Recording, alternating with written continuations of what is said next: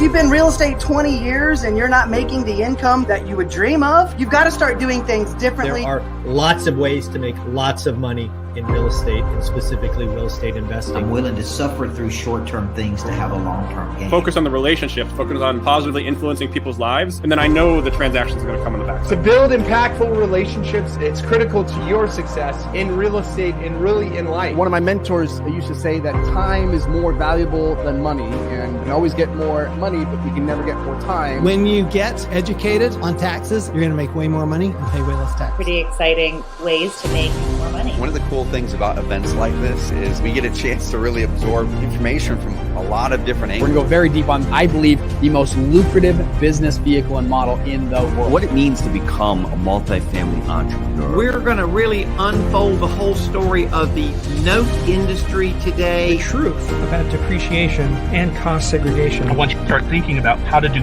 reactive, passive marketing, how to put things out there once that work for you forever. What is stopping you from getting in the game and being accelerated into the life of your dream? I really appreciate your stories began with us. Welcome to day 3 of Real Estate WealthCon. Woo! All right. Day 3. Like, has this been valuable or what? What have been your biggest takeaways? Drop your 3 biggest takeaways. We've got a lot more to cover. Today's is going to be a little bit different. I know there's been a ton of value dropped, like over 50 speakers of these last few days, and we're not going to let up today, but we are going to do things a little bit different. First, this is not a pre-recording. Like I'm here live, which means I can't be as in the chat as I have been the past couple of days.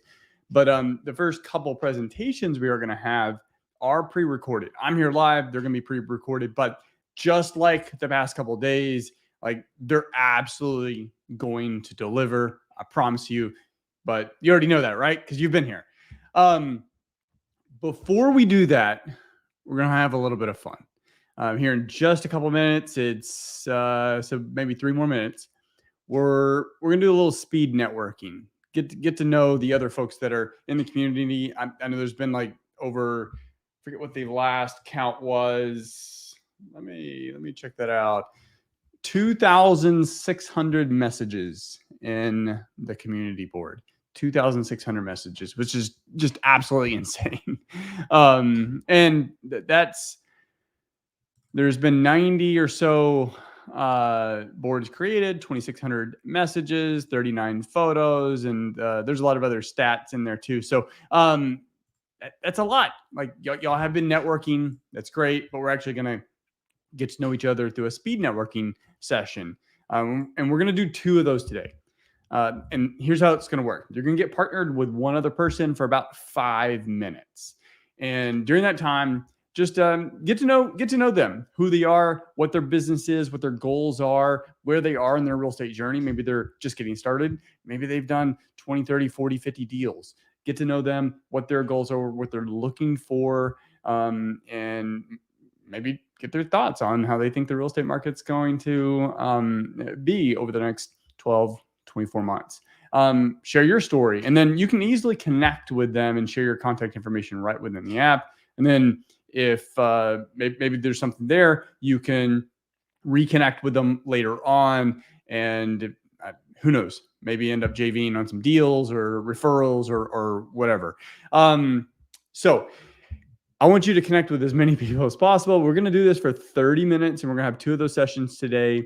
And then right after that, we're going into our first speaker. So you don't want to miss it. I'm going to hop off here. This live stream is still going. So go ahead and go to the speed networking session, and I'll see you here back in a few minutes. All right, we're back. How was that? Speed networking. It's been a while since I've done speed networking, at least virtually. So hope you met a few folks that you can connect with, and who knows, maybe they end up being a JV partner or someone that you can just both help each other in your journeys to build wealth and passive income and create a legacy. All right. We're going to introduce our first speaker of the day. His name is Murad Fiqi. Murad is a former U.S. naval officer and current luxury real estate agent in Houston, Texas. He proudly claims to be the #1 realtor on social media. He also serves as the host of the Emmy-nominated show American Dream TV, which will soon feature luxury Houston homes and hotspots. You got to bring the energy with this guy because he's definitely going to bring it. Welcome to the stage, Murad Fiqi. Thank you so much for joining me. This is an absolutely incredible event, and I really appreciate being a part of it. Shout out to Chris and the whole team over there. They're doing an incredible job. So we're going to talk today about something deep and what's really stopping you from achieving greatness. What is stopping you from getting in the game and being accelerated into the life of your dreams? And a big part of that is going to be taking action.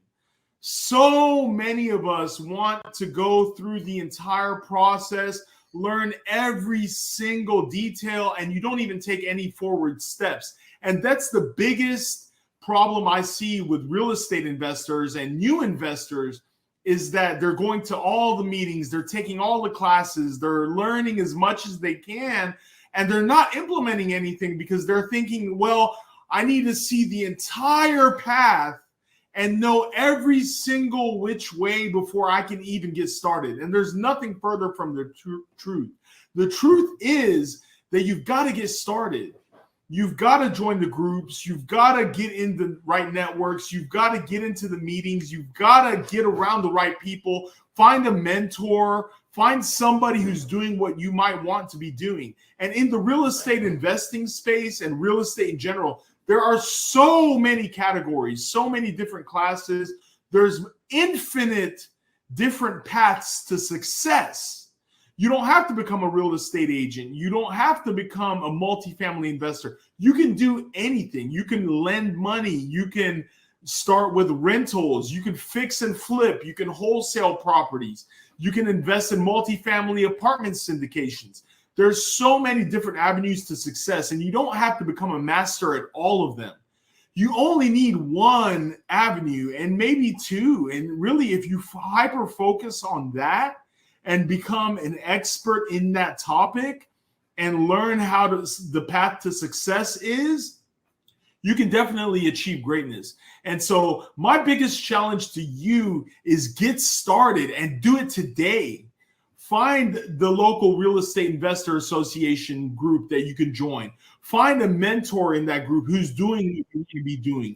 Find other people who are doing the specific asset class that you would like to be in, whether that's short-term rentals, Airbnbs, fix and flip, wholesaling properties, investing in multifamily, investing in office and retail. There's so many different paths to success, but find the one or two that really intrigue you and get you excited, and then learn everything you can about it, but get started and do it today. And that's the biggest thing I see that hurts new investors, is they never get started and they get burdened by information overload. And then it becomes too much that it's just overpowering you into doing anything. And that's the biggest hindrance to success.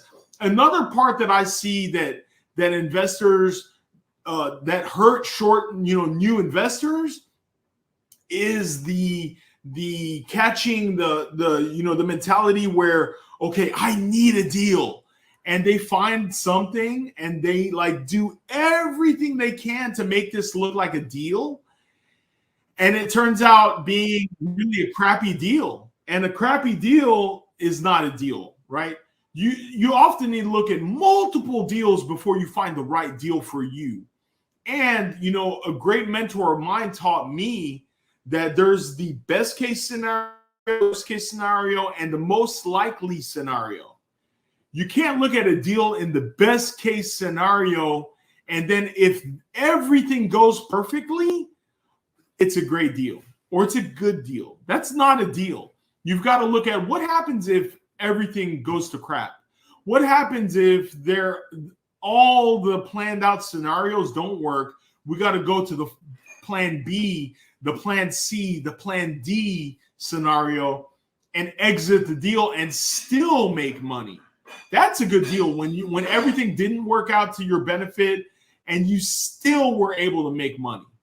So you've got to look at the best case scenario, the worst case scenario, and the most likely scenario. And you can't just jump at a deal. I need a deal. I want to start investing and I need to do it now. And so the first deal that I find is just, it has to work. That's not being smart. That's not taking calculated risks. And then you get into a bad deal. And guess what? 6 months from now, you're not doing real estate investing anymore because it didn't work out. You tried it and it didn't work. Your first few deals need to be successful so you get some momentum, you get paid, you see the fruits of your labor, and then you can execute. And then you say, okay, this works. And you're going to make mistakes along the way. But the mistakes can be so severe that it just wipes you out and then you get out of the business entirely. So you're going to make little mistakes. Another thing that I tell new investors, start small. I see some new investors are looking at multi-million-dollar deals and they haven't even done $100,000 deal. Do the small deals. The small deals are going to be much more forgiving when you make mistakes. When your estimate, when you blow past your budget because you underestimated the repairs, you can still save the deal. You can still sell it at a profit and still make a return on your investment. You can still make a return on your time spent. That's why start on the small deals, because the mistakes will be much more forgiving. The market is much more forgiving on the small deals. The $100,000, $200,000 deals, there's just so many buyers for those that you make mistakes here and there and the market will be forgiving. The $1 million and multi-million-dollar deals, these are very sophisticated buyers and they expect to get what they're paying for. So when you make those mistakes, it makes you look like you're incompetent and you don't know what you're doing and that they should not move forward with that deal. So start small, learn, grow, and then you start moving up to the bigger deals, right? The other thing is the bigger deals have much higher holding costs.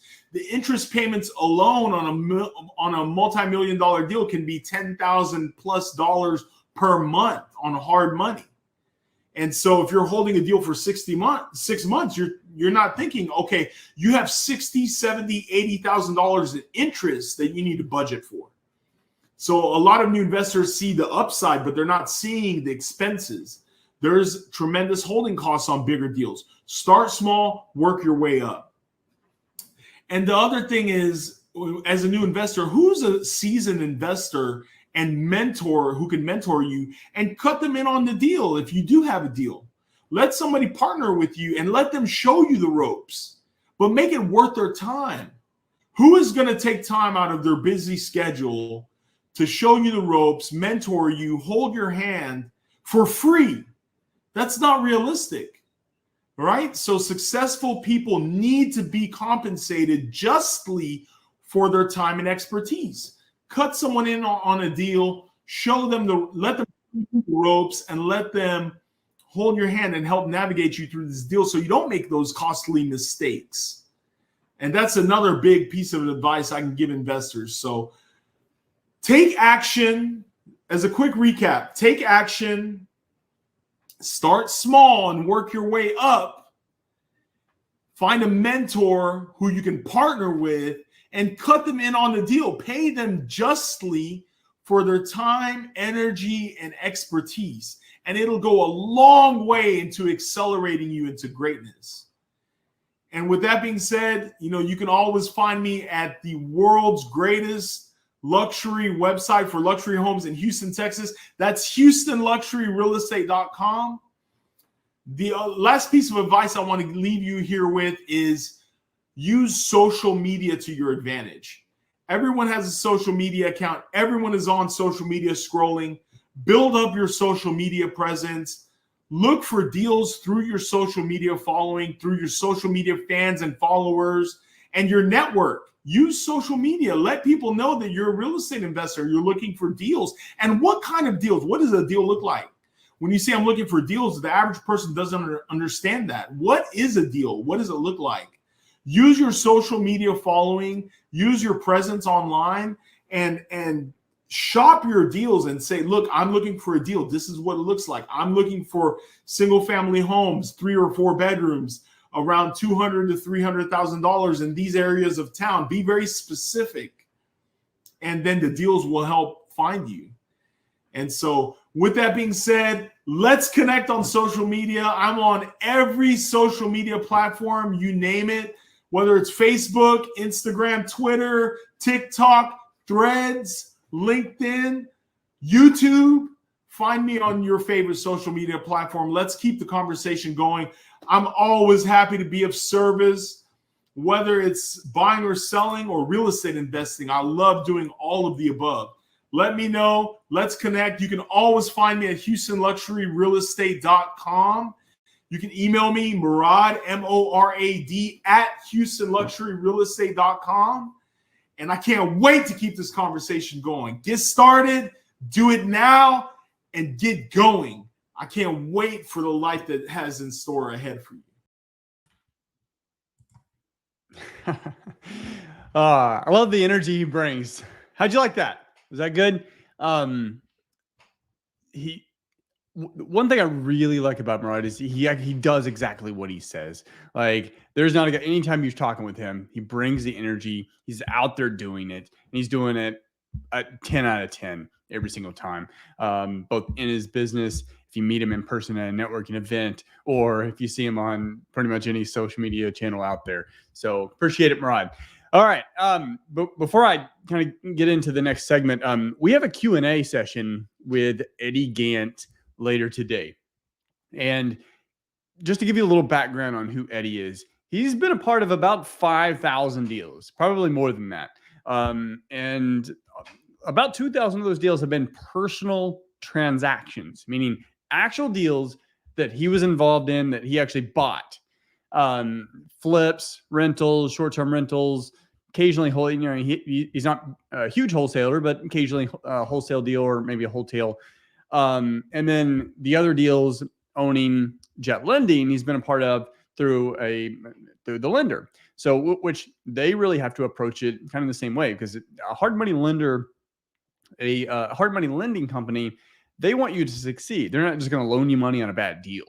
They really want you to succeed. So they have to underwrite it as if they're going to buy it. Of course, they're going to make a little bit of money, but they really want to underwrite it because they're going to underwrite it in a way that if you screw it up, they're going to have to take it back, and they need to still be able to make a deal out of it to pay all their costs and, of course, and covering overhead and whatnot. So that kind of expertise over an extended period of time, multiple, various market cycles, it's invaluable. And you've got a chance to ask him a question. If you go to the community board, there's a session in there, the Q&A session. Just do the search Q&A or questions. Drop your questions. What questions do you want to ask Eddie Gant with Jet Lending, who's sponsoring this event, when that session comes up? So you ask the question, we may I may bring it up with him live. All right. So that being said, what do y'all think so far? Was the speed networking session, did you like that? We're going to do another one later on. You should be able to see everyone that you connected with.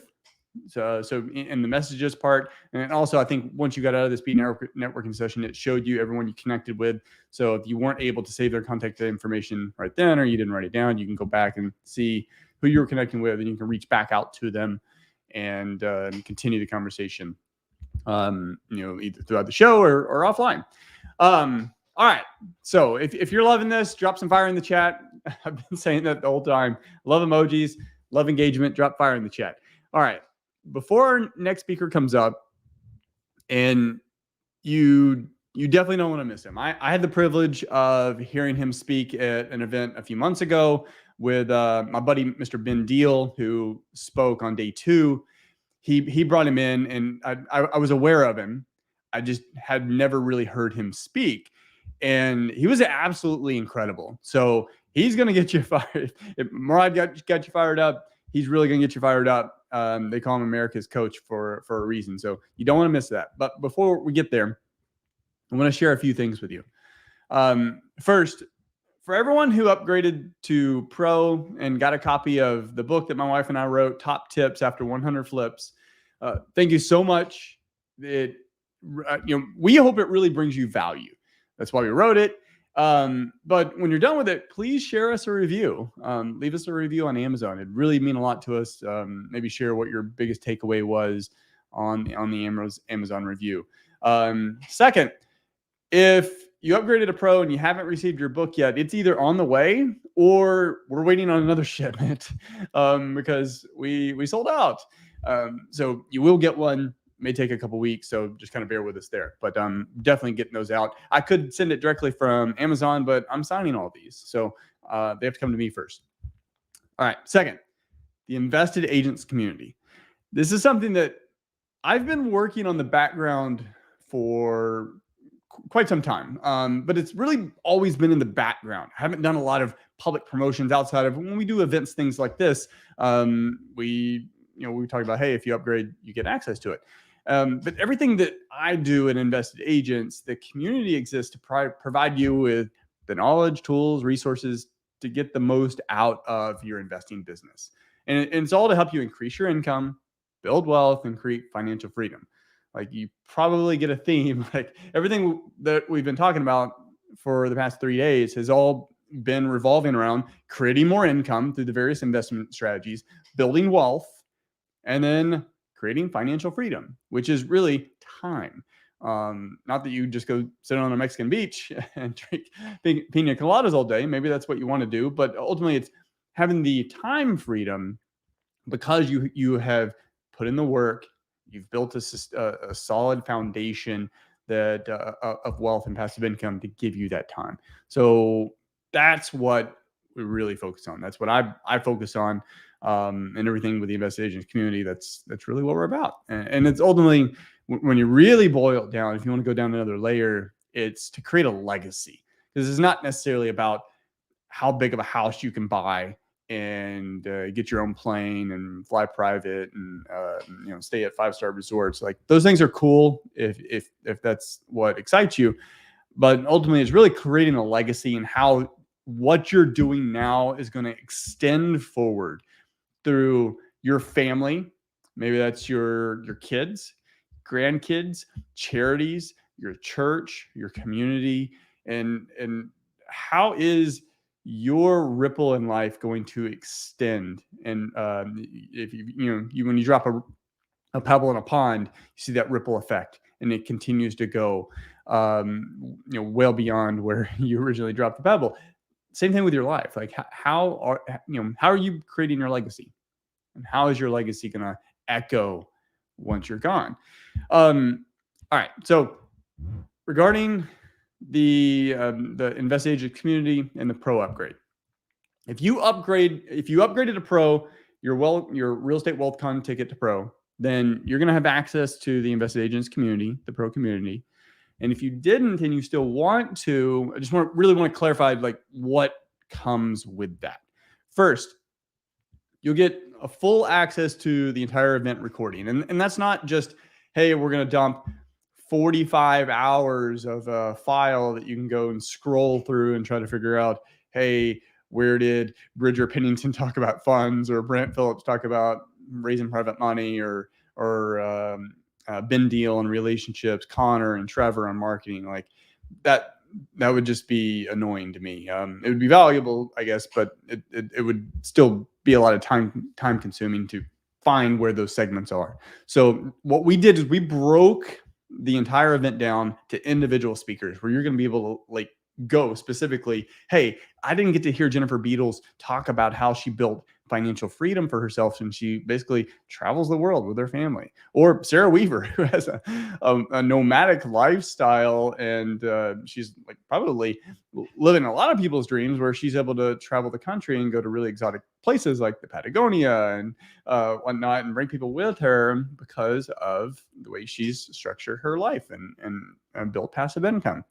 So where you can go and just click on those individual speakers and watch those presentations on demand at any time you want. You can watch it at your own pace. You can actually put it on like 1.5 speed if you want to just, kind of like speed read your way through it or speed listen your way through it.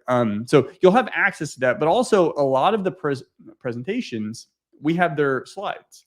And we'll give you the PDF version of those as well that you can actually look through. And because sometimes the slide may not have shown through very clearly on video, but you'll be able to go and look at those and download them and use those as resources. So we don't have the slides from every speaker, but for most of them we do, and you'll have access to that. But that's all good. And I think that alone is really worth what we're charging for it. But the biggest value, and this is something that I personally wish I had access whenever I was getting started, and that's access to a monthly group coaching call. So that you're going to be able to ask those tactical questions. You'll be able to ask the questions that are really holding you back from maybe making that next deal, making an offer. You're not quite sure if it's a good deal. If you got an issue with a short-term rental or a marketing strategy, whether direct mail, pay-per-click, or whatever, you'll be able to ask those tactical questions and get feedback, not just from me, because I definitely don't know everything, but from the community. And that's really what it's about, bringing a lot of folks together who have very similar interests, but unique experiences where you can learn from each other and get that feedback. So we do those monthly on the second Tuesday of the month on Wednesdays. So the first one's going to be next Wednesday, the 13th. So you'll get access to that. We also have multiple courses. And let me see if I can do a screen share here, kind of show you what this is, what the back office looks like.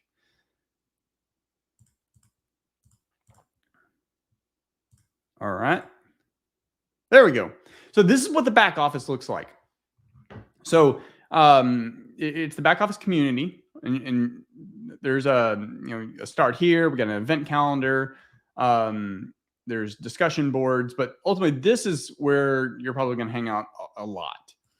So here's the event, the entire Real Estate WealthCon event, and you'll be able to go and view any particular session you want. So here we got Don Costa and Chris Logan on wholesaling, Jay Scott, like, my goodness, like multiple bestseller. He spent a lot of time. Like if you're interested in multifamily, whether passive or active, like you've got to go back and watch Jay Scott. Also Brian Burke on the same topic. But you'll be able to go through and look at any one of these. Here's Ethan Gao. So Ethan Gao is really a good. He's a financial engineer when it comes to wealth building and positioning himself to really grow wealth at an exponential rate. So if you've never heard of infinite banking or the whole banking strategy or be your own bank, go check Ethan Gao's presentation. Be able to go through and watch any one of these. And we don't have the presentations up yet to download, but those will be up at least by Monday. We got various courses, the Real Estate Investing Fundamentals masterclass. This is really the cornerstone, especially if you're just getting started. But I've rewatched this mainly because we hosted an event, we recorded it, and I got a ton of value, even though I've flipped around 200 houses. So we did this with a business partner of mine, Brant Phillips. And Brant, I mean, he spoke on raising private money. He's very experienced in that, and also with house flipping.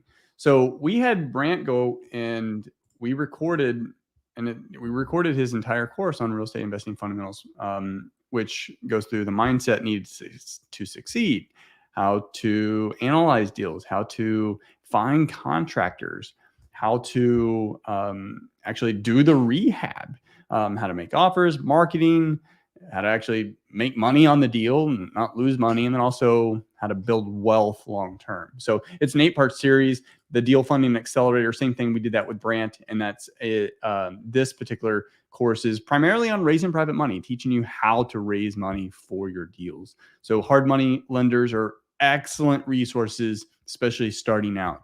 They're an invaluable resource, really, because they know the market better than you do. they're going to charge you a little bit for it, but their experience and their resources are really valuable starting out. But once you get a few deals under your belt, it's very easy to raise money from private lenders. And this course is going to show you how to do that.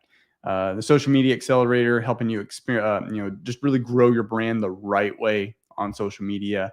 EOS accelerator. This is more for business operations. So with business operations, if you've read the book Traction, that's what EOS, the Entrepreneur Operating System. So it puts organization in the chaos of running a business. So this is something like if you're really looking to scale, you definitely want to take that course. First, read the book Traction, and then go through the course. That way you'll have more context.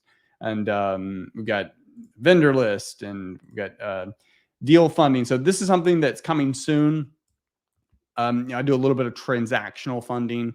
We're primarily looking for equity partners. So I'm looking to JV with experienced operators on deals, whether it's single family or multifamily. This is something that you'll be able to tap into, have deal analysis worksheets.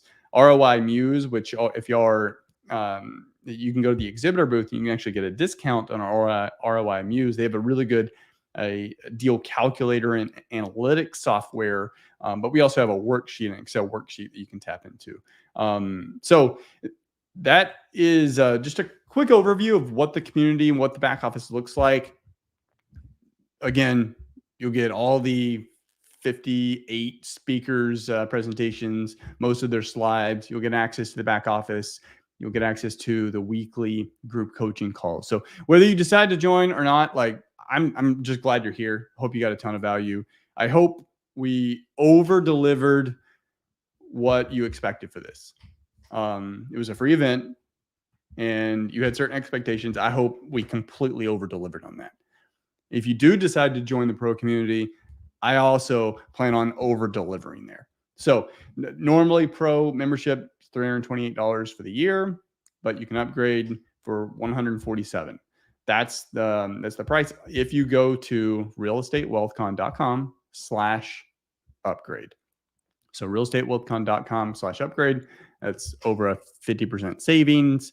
And the value of the group coaching alone is more than what the 147 is, especially when you consider all the other presentations you'll have access to. So, and if you upgrade, if you upgraded by today, I'll send you a special invitation to a VIP Mastermind event that I'm hosting September 21st. This is in person. So we'll be in Houston, in person. It's very, very limited. Like, we really only have room for like 30. At least if you want to participate in the mastermind, meaning you want to get on stage and get feedback from a lot of really successful folks, like, you need to, whenever I send that notification out, you want to RSVP as soon as possible. So again, realestatewealthcon.com/upgrade. We're going to take a short break. If you have any questions at all, send me a DM. I'll be happy to answer them. Again, I'm just glad you're here. If you decide to upgrade to pro, awesome. I'm going to over deliver for you, just like we've been doing over the past few days. We'll take a short break and shoot me a DM if you got questions. I'll be back here in a few minutes.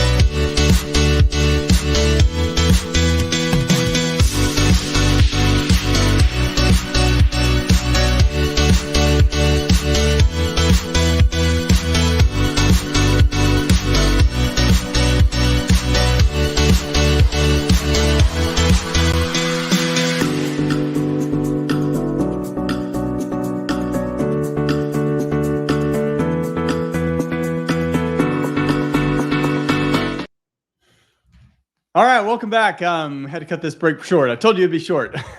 We're a little behind schedule. That's what happens when you do it live. All right, I'm gonna introduce the next speaker. It's Coach Michael Burt, also known as America's Coach. He's the leading authority at activating the prey drive in humans to pursue their bigger future. Coach Burt's most recent book, Flip the Switch, is a Wall Street Journal bestseller. Burt is stated to be the best in the world at helping people identify their purpose and then going on to package, market, and monetize it. Please welcome to the stage, Coach Michael Burt. Hey there, I'm Coach Michael Burt. I believe everybody needs a coach in life. I believe a good coach can change your life. And I believe those that have a coach earn 3 and 4 times the amount of money than those that don't. Today, I'm going to be breaking down really a best-selling concept from my Wall Street Journal best-selling book called Flip the Switch. And we're going to be really studying the concept of prey drive. And there's a backstory to this concept of prey drive, which is an instinct to pursue your dreams, your hopes, your goals, your potential. But that's not really where my journey started. You see, my journey started in a small town in Tennessee. I was raised by a single mom who had me when she was 16 years old. And from the time I was very, very early in life, my mom was working 2 and 3 jobs to make sure we had everything. So she used to take me down to a local baseball field where I would stay for hours and hours and hours. And it was really on the baseball field that I was raised by coaches. So how many of you out there watching this have ever had a good coach at some point in your life? See, I suspect that many of you have had a good coach, a coach that would have conversations with you that you may or may not want to have, maybe make you do some things you may or may not want to do, but they helped you become something you did not think you could become. So many days, my mom would take me down to the baseball field at 3 o'clock after school, and I would stay down there till 10 o'clock at night. And it was one woman that was a female coach named Mickey Vinson who tended to me, who cared for me, who fed me, who said to me, son, at 6 years old, one of these days, you're going to be a great coach in your life. So I heard this all throughout my early childhood. You're going to be a great coach. You're going to go on to do big things. How many of you believe that leadership really could be affirming and validating the worth and potential in another person in so clear a way that you begin to see it in your own self? How many of you got to where you are today because somebody somewhere chose to see the good in you when it was potentially easy to see the bad? And they said 4 very powerful words to you: I believe in you. So at 15 years old, I made up my mind that I wanted to be a coach. I started coaching junior pro basketball. I was 15. I wore a suit. I looked like a little Pat Riley coaching junior pro basketball. And everybody made fun of me. There's like, who is this kid? And why is he so passionate about coaching? The word passion has different definitions. One definition of passion is to suffer. I'm willing to suffer through short-term things to have a long-term gain. One definition is irresistible belief for motive or action. And I was so passionate about coaching that I got ejected from a junior pro basketball game at 15. And not because and I got a standing ovation on the way out, not because they liked me, but because they didn't like me. But I knew I had found my voice. I knew I'd found my calling. See, there's a big difference between an occupation, that which occupies your time, in which you receive a paycheck, and a vocation, which comes from the Latin term voice or calling in life. At the intersection of your talent, I believe that was God-given, not man-given, and your passion, your willingness to suffer for something in the future, and a need in the world, that's where monetization takes place, where money can be made, and your conscience, that which you're supposed to be doing, that which you feel like you are called to do. At the intersection of those 4 things is your voice or calling in life. And for me, I found that at 15 years old. Since that day, for the last 31 years, I have been coaching people, first as a championship women's basketball coach. I took over a program in Tennessee that had never won in 30 years. I taught every player the 7 habits of highly effective people, the principle-centered leadership, first things first, good to great, the 5 dysfunctions of teams. And I was building little stone cold killing machines. And so by the time I was 25 years old, many people were asking me, what are you doing with those kids? Okay, I said, man, I ain't got time to explain it, so I'm going to start writing books about it. So at 25 years old, I started writing the first of what's now become 18 books, with the book I'm going to talk about today, Flip the Switch, and the activation of prey drive being a Wall Street Journal bestseller. So at 25 years old, I write my first book, and moms and dads will bring their kids to me at 14 years old. They all said the same thing. Coach, my daughter's got a lot of potential. Potential is an idea of kinetic energy that is stored until activated. Let me say it again. It is an idea of kinetic energy that is stored until activated. The word activate means to initiate. The word motivate means to move. The word inspire means to breathe life into. The word close, like when you're closing a deal, means to bring something to an end. The word decide means to kill something off. So what I am here to do today is to break down how to activate something deep inside of you that could have been dormant, or maybe it's never been activated.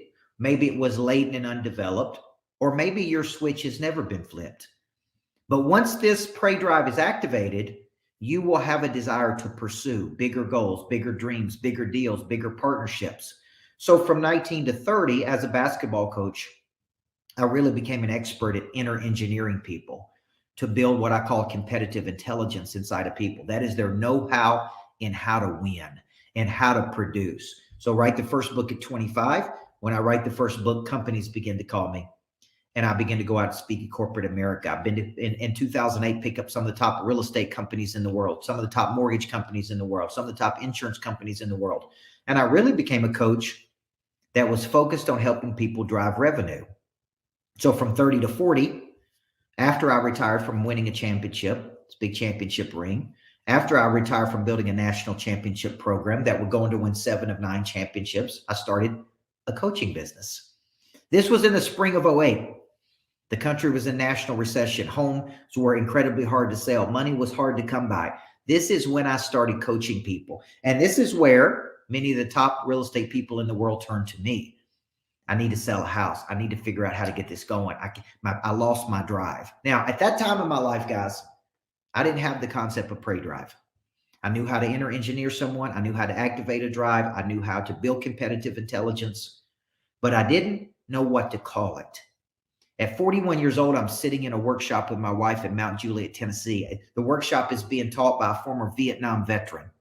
The Vietnam veteran was in what's called the War Dog Division of the Vietnam War. His job was to wake up every morning to go out into the jungle with a dog.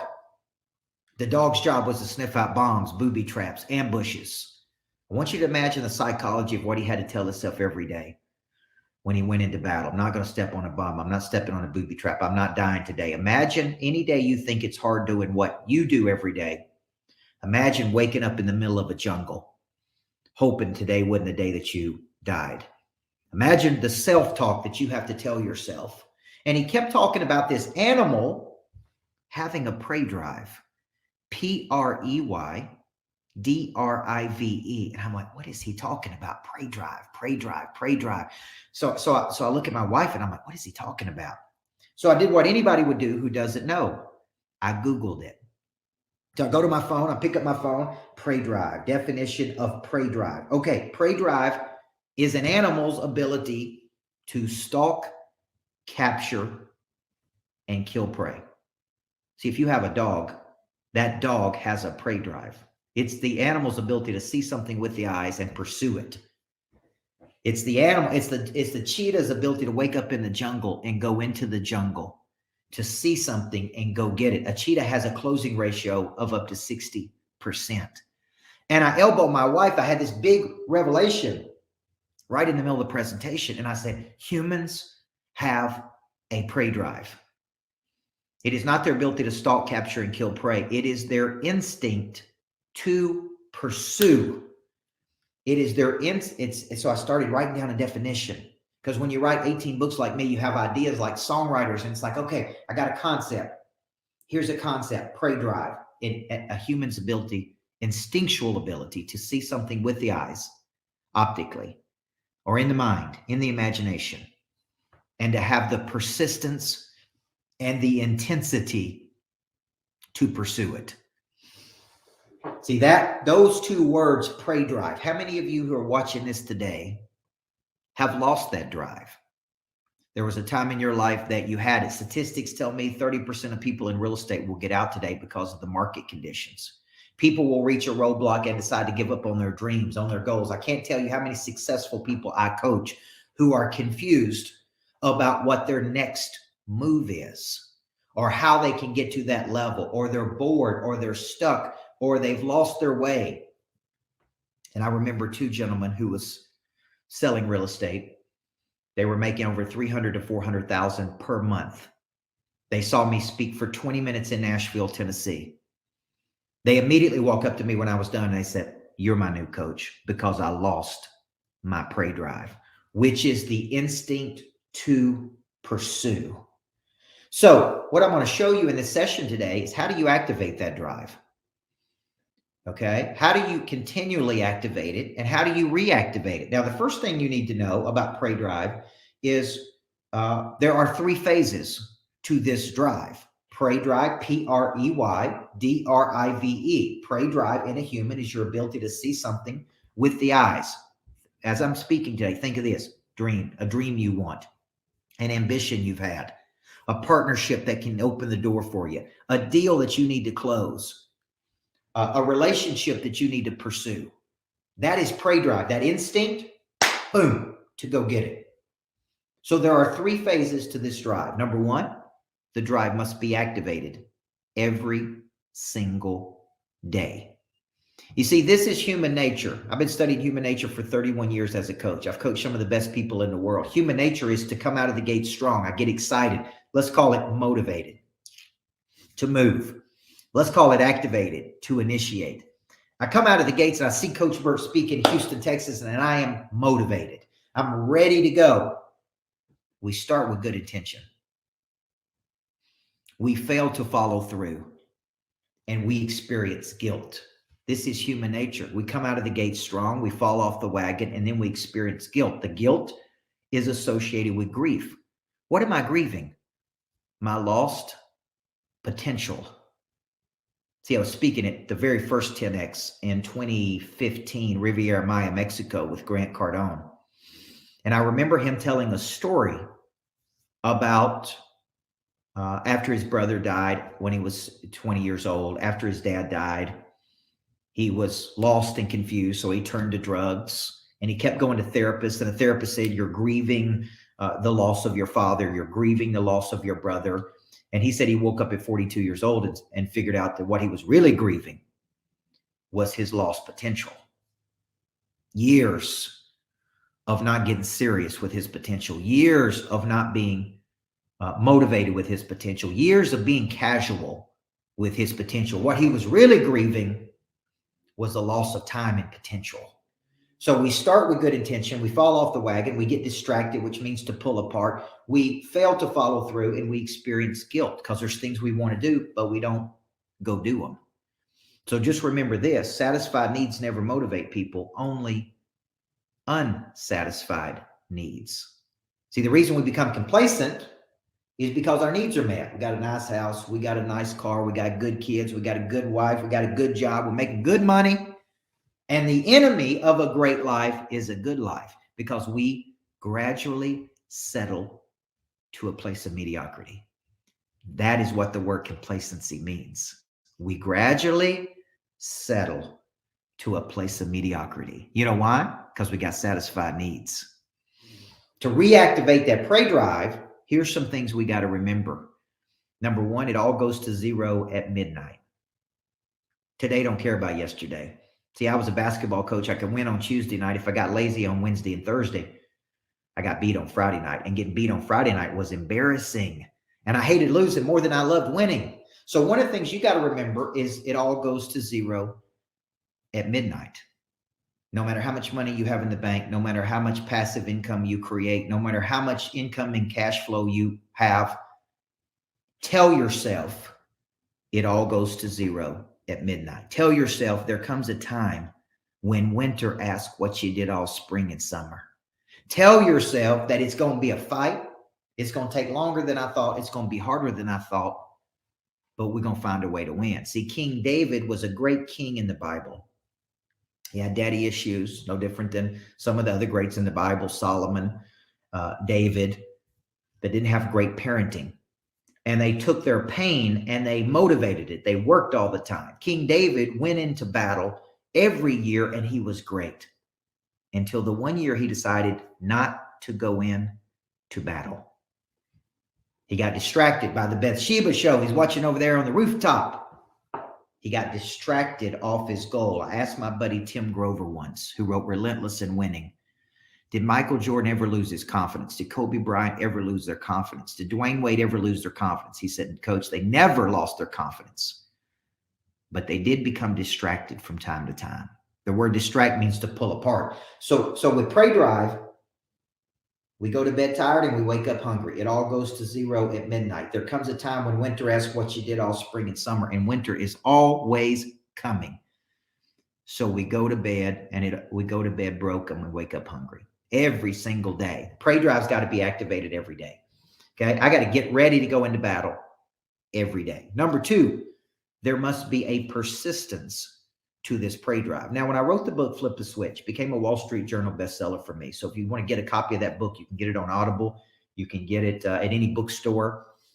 Many people love that book because it shows them how to activate this drive every day, but it also shows them how to persist with this drive. And for years and years, I've been using the word passion. Passion is an irresistible belief or motive or action. And then somehow I read a definition of passion that says to suffer.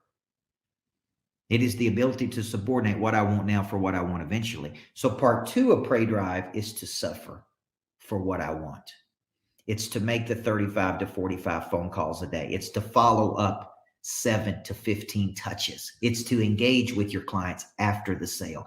It's to keep persisting until you bring a deal to a close.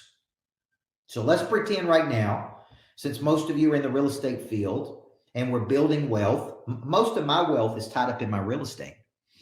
I run a successful coaching business. I took the profits from the coaching business and went and purchased real estate that I could coach at. I call that intentional congruence, passion profits. So for you, let's pretend for a second that to suffer means that you take deals and you see them through to its conclusion. You see, I'm actively working real estate deals all over the country. It's a passion of mine. I'm building a $7 million greatness factory in downtown Nashville, which is one of the coolest places in the world to work and learn and grow and connect, to manufacture your greatness. Here's what I find. I spend most of my time following up with other people. They don't follow up with me. They don't bring things to a close. They don't close the file. They don't stay in my face to get the deal across the finish line. I'm doing real estate deals that I got to call the agents. See, you got to understand the word close means to bring something to an end, to bring two things together. You got deals right now, guys. Every person who is watching this, if there's 1,000 to 3,000 people watching this, every one of you have deals that are close to being closed. But listen to what I'm about to tell you. An object at rest will stay at rest unless acted on by an outside force. That's Newton's law. Objects in motion stay in motion unless acted on by an outside force. Guess who the outside force is? You. See, I was teaching my 3-year-old son this morning when I was reading the law of inertia, the book of physics, to my 3-year-old son. And my wife is like, "Are you making this up?" Reading to him the Newton's law. I said, "No, this is in the book. It's the law of physics. Objects at rest, people at rest, stay at rest unless acted on by an outside force." Pray Drive is initiative. Instinct. I'm going to pitch you a deal. I'm going to show you an opportunity. I'm going to follow up with you until I bring it to a close. I'm going to keep following up until I get your attention. I want to present an idea to you. See, this is persistence. This is persistence. Persistence is the willingness to suck the sour to get to the sweet. It is passion to suffer. Phase number 3 of Pray Drive is intensity. And intensity is created by creating urgency. See, objects at rest stay at rest unless acted on by outside forces. How do you create a sense of urgency in other people? Well, let's use a different word from urgency. Let's use excitement. You see, there's a guy who booked me to coach him in the upcoming weeks, and I typically charge as much as $25,000 to $30,000 a day for me to spend with people. And then we have boot camps that are lower ticketed prices and coaching programs and online programs. But to spend a day with me, 1-to-1, mapping out your future, it's typically, right now it's at a price point of $30,000. And a guy says, I'm in. So I typically book these with people who want to do big things. CEO of a big water company last week, bringing in a guy who's very successful this coming week. Now, so when you think about it, when they say, look, I'm in, coach, what I want to do now is create a sense of urgency to get them across the finish line, to get them into a contract, to get them committed, because they can commit to something and decommit to something very quickly. So right after we get off the phone, I send them a voice text. Man, I'm so excited about working with you. This one day is going to change everything for you, because you're going to walk out with more clarity, more focus, more passion, more direction. You're going to multiply this investment. I wouldn't be surprised if you don't make $3 million from your $30,000 investment. Then the very next morning, I wake up and I say, man, I'm excited about working with you. I'm going to send you an assignment to get you ready to go. And I'm going to keep building a sense of urgency.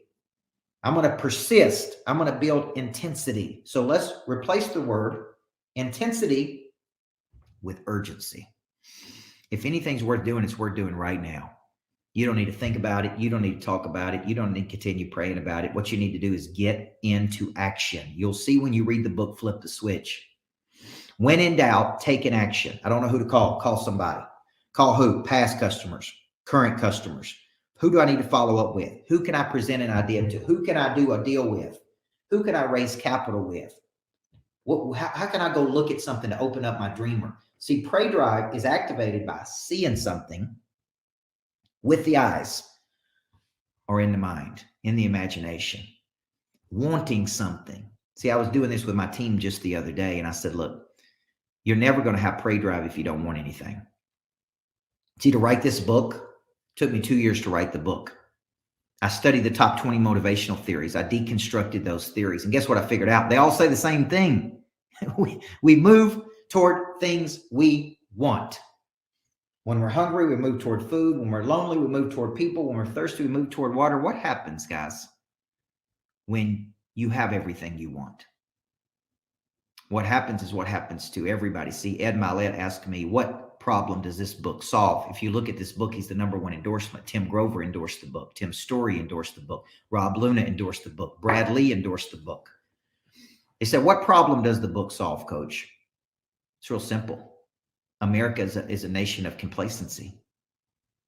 See, think about this. People come to America for opportunity. They come to America because it's a land of opportunity, but so many Americans have so much complacency. They got dreams they never pursue, deals they never pursue, opportunities they never pursue, goals they never pursue, relationships they never pursue. Right now, while you're on this big wealth con, I guarantee you what I'm saying today is activating something inside of you to want to go get something. What is it? A dream you gave up on. When I started as a young basketball coach, they had never won a championship in 30 years. And when the principal sat across the table from me at 22 years old, he's like, man, why should we hire you? There's 15 resumes better than yours. Why should we hire you? And I said, because I'm the only person that's going to bring you the one thing you've never had, and that is a championship to this school. What if I told you that school went on to win 7 more championships? But listen to my self-talk from 20 to 25. Here's what I said. I'll be a good coach, but I'll never be a championship coach. I started writing books. I said, I'll be a good author, but I'll never be a Wall Street Journal or New York Times bestselling author. I started coaching people at 31 years old in the business world. I said, man, I'll be a good coach, but I'll never be at that level. All of that had to change. I had to say, I'll be one of the best coaches in the world. I'm going to win a championship. I'm going to write best-selling books, because those people are no better than me. The people you watch and admire, they're no better than you. Maybe they've got more boldness than you do. Maybe they got more confidence than you do. Maybe they got something that you don't have. But I guarantee you they got this Pray Drive, which is the instinct to see something and pursue it, follow up on it, see it through to its conclusion, its logical conclusion. Now, when you're thinking about Pray Drive, if I was there in person breaking this down, think of it this way. You are currently at a position. Let's call that A. A is your current position. B is your desired outcome.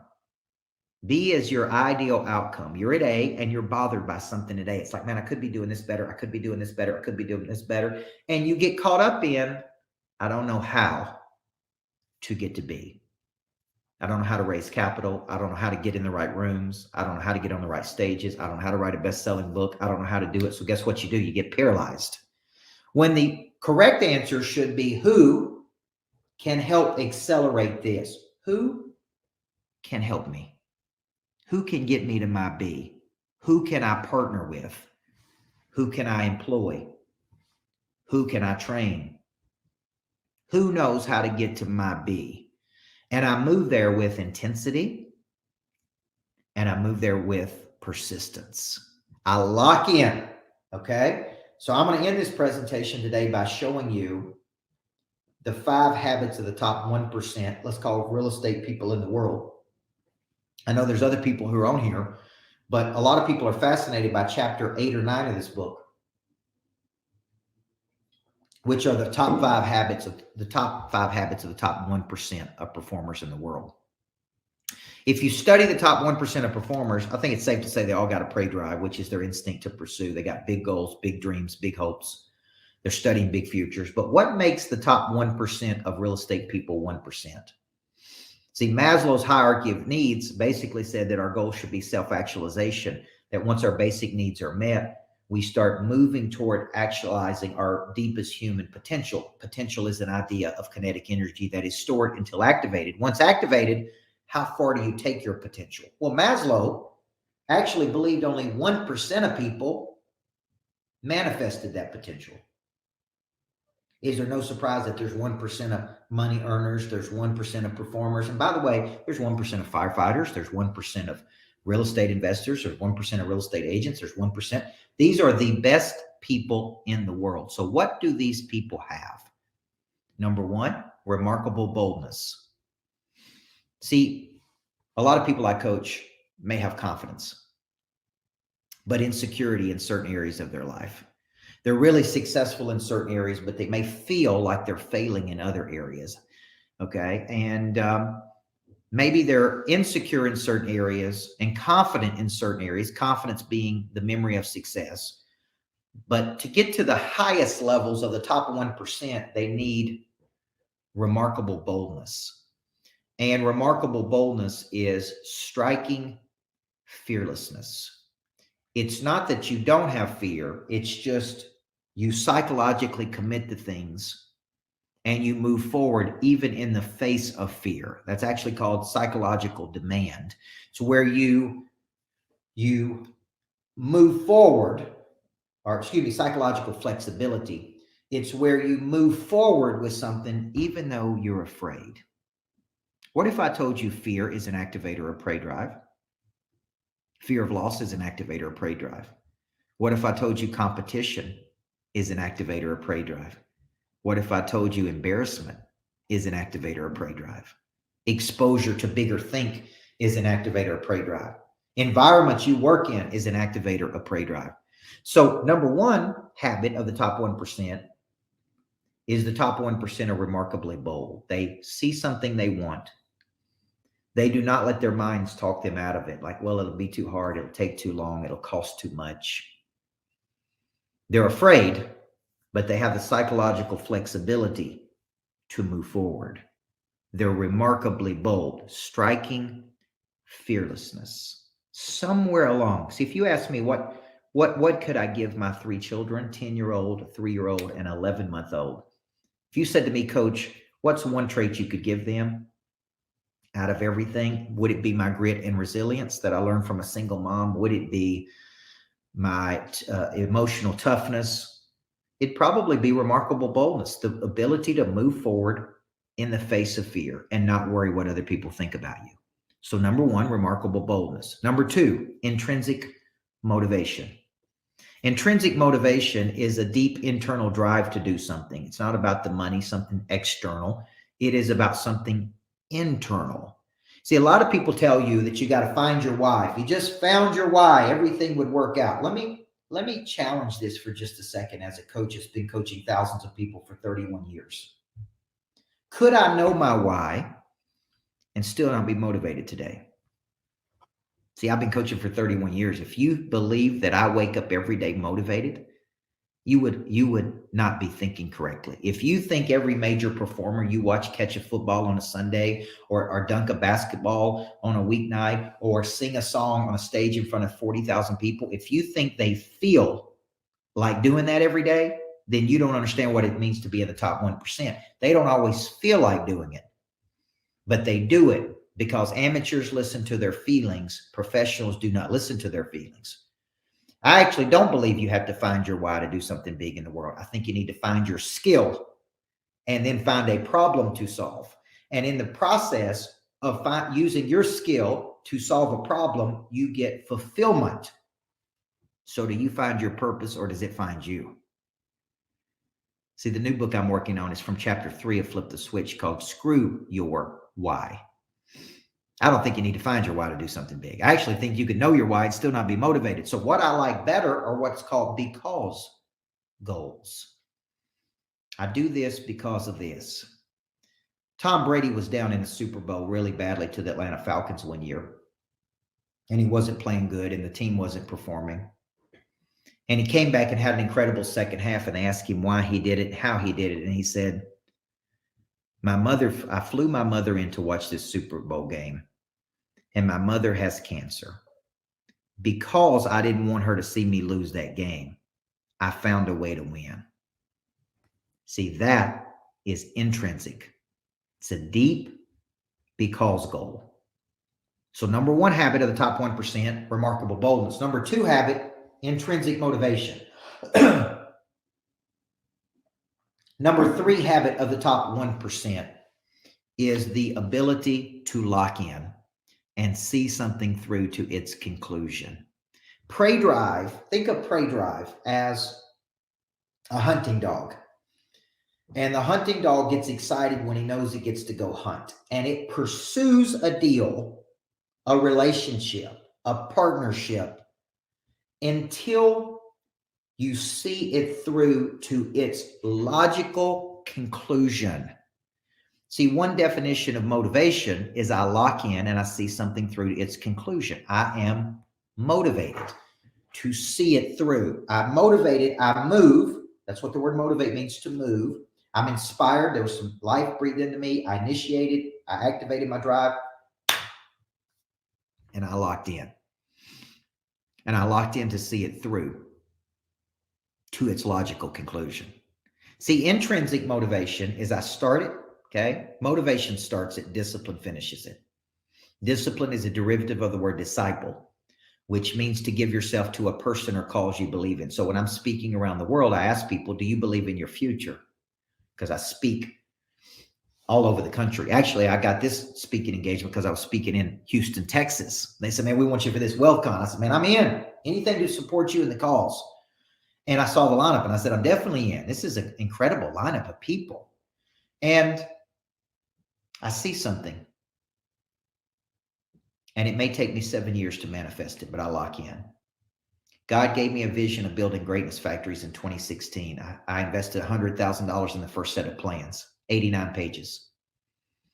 I took it to the city I lived in outside of Nashville. They said it was too progressive. I didn't build it. I bought a piece of land for $450,000. It didn't work there. 7 years later, I'm building one in Nashville, Tennessee. It took me 7 years to manifest a physical vision of a mental creation I had in 2016. Now, quantum thinking would say you could have more of those before you have the first one, and I'm open to that. But most people tell you got to have the first one and make it successful before you have the second one and the third one. Okay, let's build the first one. It took me 7 years, $7 million later to build the first greatness factory, which is one place you can go to manufacture your greatness. There'll be one in Houston, Texas at some point, in Dallas, Texas, and probably Austin, Texas. You'll see these greatness factories around the world. One place that you can go to manufacture the greatness, a physical space and an online place to manufacture your greatness. 7 years, built it to lock in. I don't start with good intention and fall off the wagon. I lock in and I see it through to its conclusion. Habit number 3 of the top 1%. Number 4, connection. I get a chance to spend time with some of the best people in the world. Today I was on the phone with Andy Elliott. I've talked to Tim Grover on a weekly basis. I do events with Tim Story, Brad Lee, many of these people that you would know and follow. And what never ceases to amaze me about the people at the top, or what many people consider the top, is how good they are at connection. They're incredibly good with people. They know how to include people in a mission. They know how to make people important. I want you to write this down. They give off an impression of increase. They give off an impression of increase. Increase is when I'm with you, I feel better about me. Okay. How do I feel when I'm with you? Do you make me feel like I can do anything? Do you make me feel bigger? Do you make me feel smaller? Do you put off an impression of decrease? Because I know some people that put off an impression of decrease. I know some people that put off an impression of increase. Right? The best people in the world make you think you could do anything. Which is why it's one of the habits of the top 1%. Is connection and community. And number 5, let me get one more drink of water. The number 5 habit of the top 1% of performers, okay, is grit and resilience. Grit is a combination of passion, irresistible belief or motive or action, the ability to suffer, and perseverance, the willingness to see something through to its conclusion. The top 1%, you can't knock them down. Doesn't matter what economy, good economy, bad economy, pandemic, plandemic. It don't matter what happens to these people. Many times they just keep coming. They just keep coming. Top 1% of real estate agents, they just keep coming. High rates, low rates, bad rates, no inventory. You can't knock them down, man. They did studies during the pandemic to see what the top 1% did. They actually made more money during the pandemic. They made a lot more money during the pandemic than everybody else. What's the reason? You can't knock them down. You can't keep them down. They just keep coming. Resilience is the ability to just keep coming. Even when you don't feel like it, even when it's been a bad day, even when you got knocked down, even when life knocked the shit out of you, even when somebody leaves you, even when somebody steals money from you, even when life comes at you, you have the ability to just keep coming, man. And that is grit and resilience. So if you're saying, where do I relate? I'd love to see in the chats right here, where do you think you're missing? When it comes to Pray Drive, is it activation daily? Is it persistence daily? You see, I send out a message to every single one of my coaching clients every morning straight to their phone, my voice. You know why? I know the importance of activating the drive. My coaching program allows me to coach people every single week. You know why? The importance of reactivating the drive. I know that people coming and spending time at my boot camps, at my lodge in Tennessee, or a house in Florida, or flying with me private on the jet, I know that reactivates the drive. Because I know after 31 years, human nature is to start and fall off the wagon and experience guilt. Do you struggle with activation? Do you struggle with persistence? Do you struggle with intensity? And number 2, out of the 5 ingredients of the top 1% of performers, do you lack remarkable boldness, intrinsic motivation, the ability to lock in? Do you lack connection and community, or do you lack grit and resilience? See, this is my argument for why everybody needs a coach in their life. Everybody needs a person like me who will push and challenge and bring structure and clarity and focus to their life. Everybody needs a person who can take them from where they are to where they want to go, who is highly skilled, like a Navy SEAL, not a baby SEAL, folks. So I want to challenge you. If you're out there and you say, man, this little bald-headed dude who's coaching some of the best people in the world can help me. He can help me go to a higher frequency. He can help me go to a higher level. He can help me get clear on where I'm trying to go. He can help me package my intellectual property and bring it to the market. He can help me do a whole lot more real estate deals. He can help me know how to bring value to the marketplace that is exchanged in monetization of your talent and skills for other people's problems. So I'll close with this. My name is Coach Michael Burt, 18-time author, former championship coach. You can reach out directly to me by emailing me at coach@coachburt.com. Just send me your name, your email, your phone number, and say, Coach, man, I want to talk to you. I want to explain my dream, my hope, my goal, my challenge, my missing structure. And I want you to recommend the number one way to get from A to B. And I want to reactivate my drive. No matter where you are in life, I've coached people making $500,000 a month who lost their prey drive. I've coached people just getting started who lost their prey drive. I've coached people who went through divorce, loss of somebody, loss of a dream, loss of a partnership that lost that prey drive. And without this prey drive activated, nothing happens. And with this prey drive activated, you're going to bring a vim and vigor to your life and your goals and your dreams and your purpose. And what's going to happen is your purpose is going to find you. You don't have to find it. So I'm Coach Michael Burt. Everybody needs a coach in life. Thank you guys so much for having me. God bless you. Email me at coach@coachburt.com and say, put me in, coach. I'm ready to go pro, man. I'm ready to leave my amateur desires behind. And I'm killing off my fear and insecurity and doubt. And I'm looking for some remarkable boldness. I'm Coach Burt. Email me at coach@coachburt.com. Boom. And let's go pro. Thank you so much, Coach. Wasn't that amazing? Drop your biggest takeaways in the chat. Share some fire. Let me know, what did Coach Burt say that really resonated with you?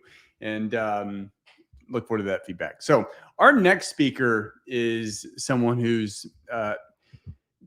if you want to know where the real estate market is today and get the data and analytics on where you think it might be going in the future and start seeing these trends, he's someone that you definitely want to follow. So I've been following him for quite some time now in LinkedIn, and followed their company on their company page. It's where I get a lot of the data and analytics that I share with you and in the newsletter. So I'm really excited to introduce him next. You're really gonna you're gonna get a lot of data. So you want to take notes. And ultimately, there's a lot of opinions out there on where the real estate market's going, but ultimately the data doesn't lie, right? So I'm gonna introduce the next speaker, Mr. Jay Parsons. Jay serves as the Senior Vice President and Chief Economist for RealPage. He's leading the economist and industry principal teams to provide deep insights on market trends and consumer behaviors. He's a frequent author and speaker on topics affecting multifamily apartments and single-family rentals, including rental housing investment and asset management strategy, rental housing policy issues, risk mitigation, and property management. Jay has been cited in the Wall Street Journal, Bloomberg, the Financial Times, The Economist, and the New York Times. He's also appeared on CNBC and Bloomberg TV. Welcome, Jay. Good morning, and thanks for having me, Chris. Really excited. All right, I've got your slideshow up. I'm going to hop off. The stage is yours. All right. Thanks, Chris, and good morning, everybody. Thanks for letting me be part of this event today. I don't know if I have the same energy as Coach Burt for us, but I am going to steal that line about Navy SEALs, not baby seals. That was pretty good. All right. So I want to start off with something a little bit different. And we just did a national survey of renters. And I thought these results were so interesting that I wanted to set the context for our conversation today. And we're talking specifically about the multifamily market. And I want you to know one thing, if I leave you nothing else, is that renters are really misunderstood. And this is a lot of implications, but including for investors.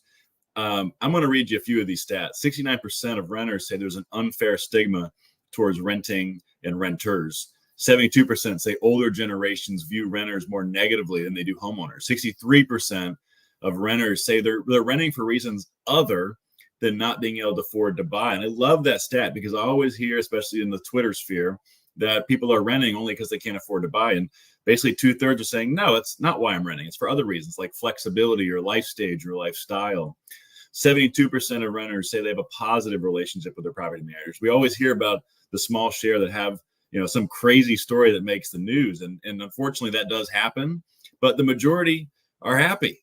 And 2/3 overall are satisfied with their current renting situation. And 48% says that renting gives them financial freedom. And some of us may say otherwise. I'm a homeowner myself, but people, especially younger renters today, they view renting as a better financial option. So that should, I think, inform some of the views we have, whether you're an investor, an operator, a distant observer, or a policymaker, a reporter, whatever it may be. I think it's important to understand who renters really are and how they view, how they're perceived. There's a lot of, you hear terms like NIMBYism, which is trying to restrict renting in certain neighborhoods and whatnot.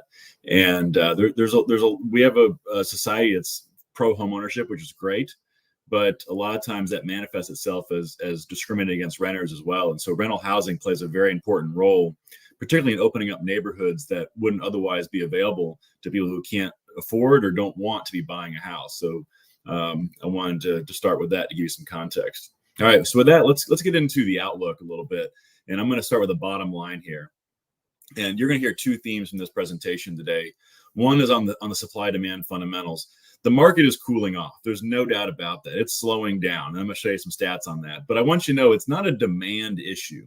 In fact, there's a Wall Street Journal reporter who shared some of our data the other day, and he made a point that I thought was just beautiful. He said that, this is another example of disinflation without demand destruction, which is a elegant way of saying it. And what they're really saying there is that rents are slowing down dramatically, but not because demand is evaporating. That's a dynamic that really hasn't happened in multiple decades. All the previous slowdowns in the apartment market of the last few decades had to do with recessions and demand destruction. That's not the issue right now. Now it's all about supply. And we get into this a little bit. Supply is at 50+ year highs. It's going to be peaking this year and next year. That's creating a lot of noise, and it's going to create some distress. But the long-term demand drivers and tailwinds are still very much intact. Now, there's, of course, some risks led by a recession that changes everything. But if you assume that the current outlook the economy remains in decent shape, then the long-term outlook remains in good shape as well, the demand outlook too. The second thing we'll talk about is the capital market space, the investment space. And so there's the fundamentals and there's the investment space. So one thing to know is that investors love multifamily, but also really all things rental housing right now. Build to rent, single family rental communities. You probably have seen these in some of your neighborhoods, see it in the news. Where you got basically it's the best of both worlds. It's the single family home, but in a multifamily style development, and then as well as scattered site single family, of course, as well. So especially as investors pull out of the office sector and other things, we're seeing a lot of that capital is moving into residential. In fact, here's a great stat for you.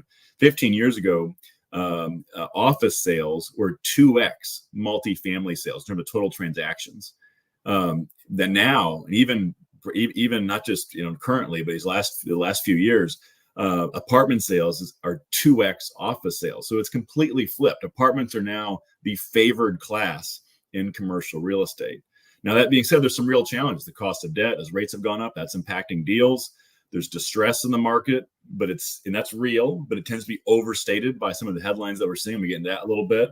And the distress is generally going to be concentrated in certain niches of the market, particularly among those who bought at peak prices with high leverage.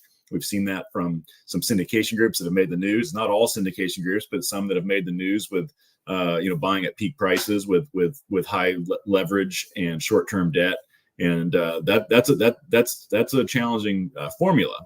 But again, it doesn't speak, when you see these headlines, it's not about the fundamental health of the market. It really has to do with specific financing strategies that occurred in those deals.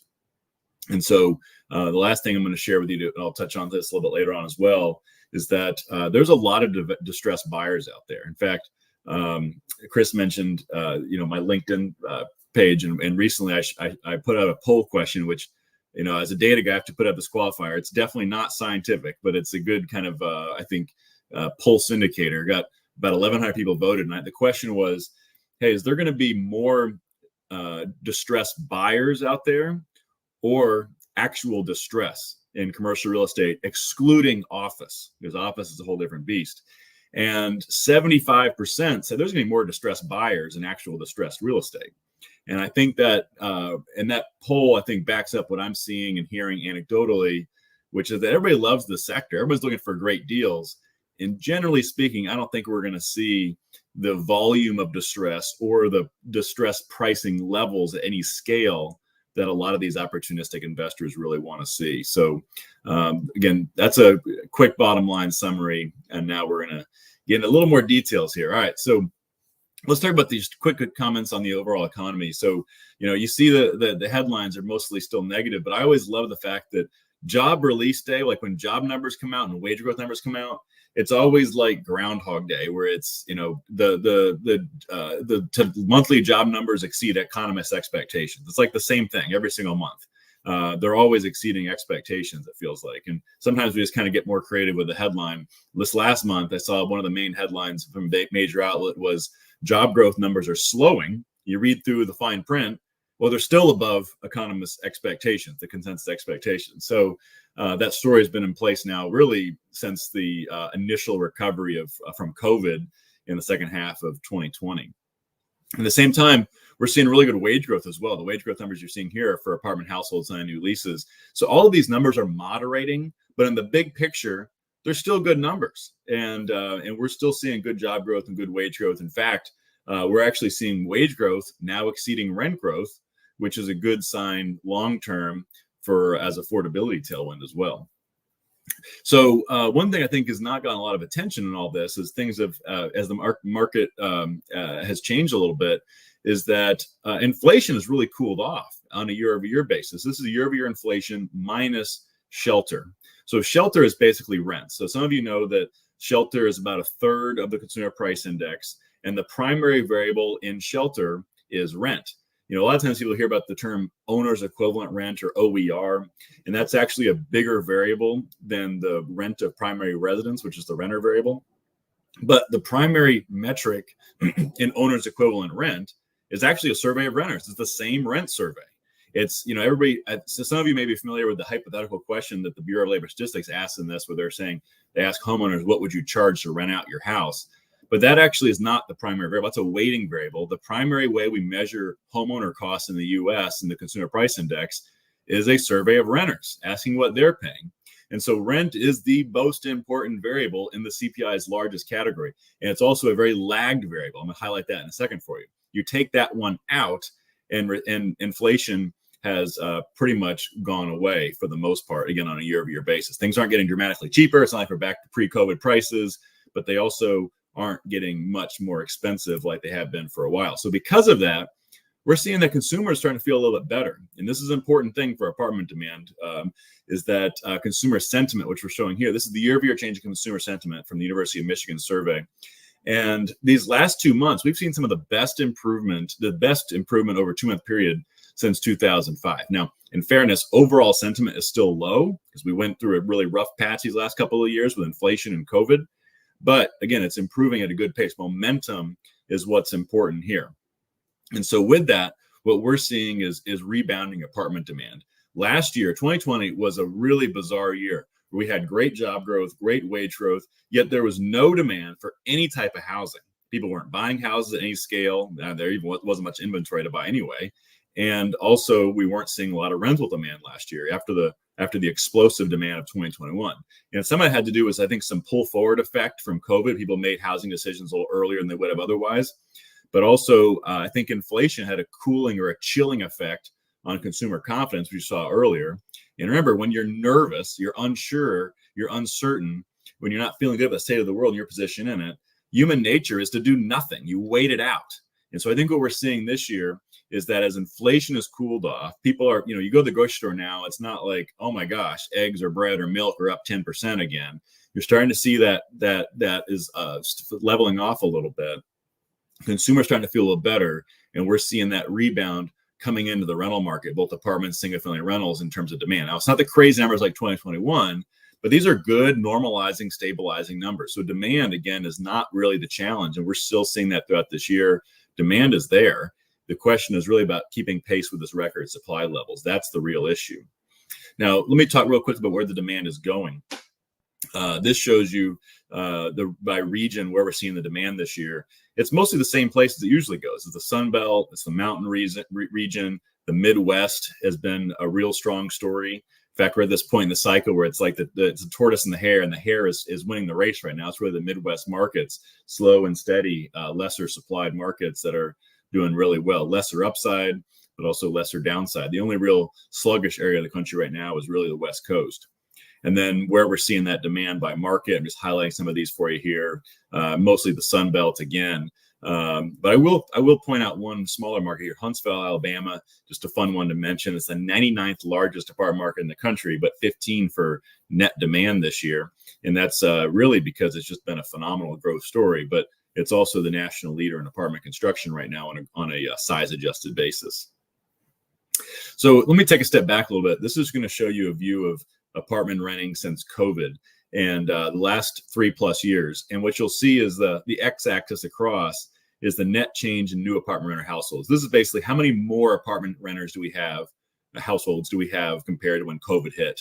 And then the y-axis up and down is the growth rate of these markets. And you'll notice it's DFW, Houston, Austin, Nashville, Charlotte, Orlando, Denver, Phoenix, all these big hot growth markets that have seen the most net growth in renters.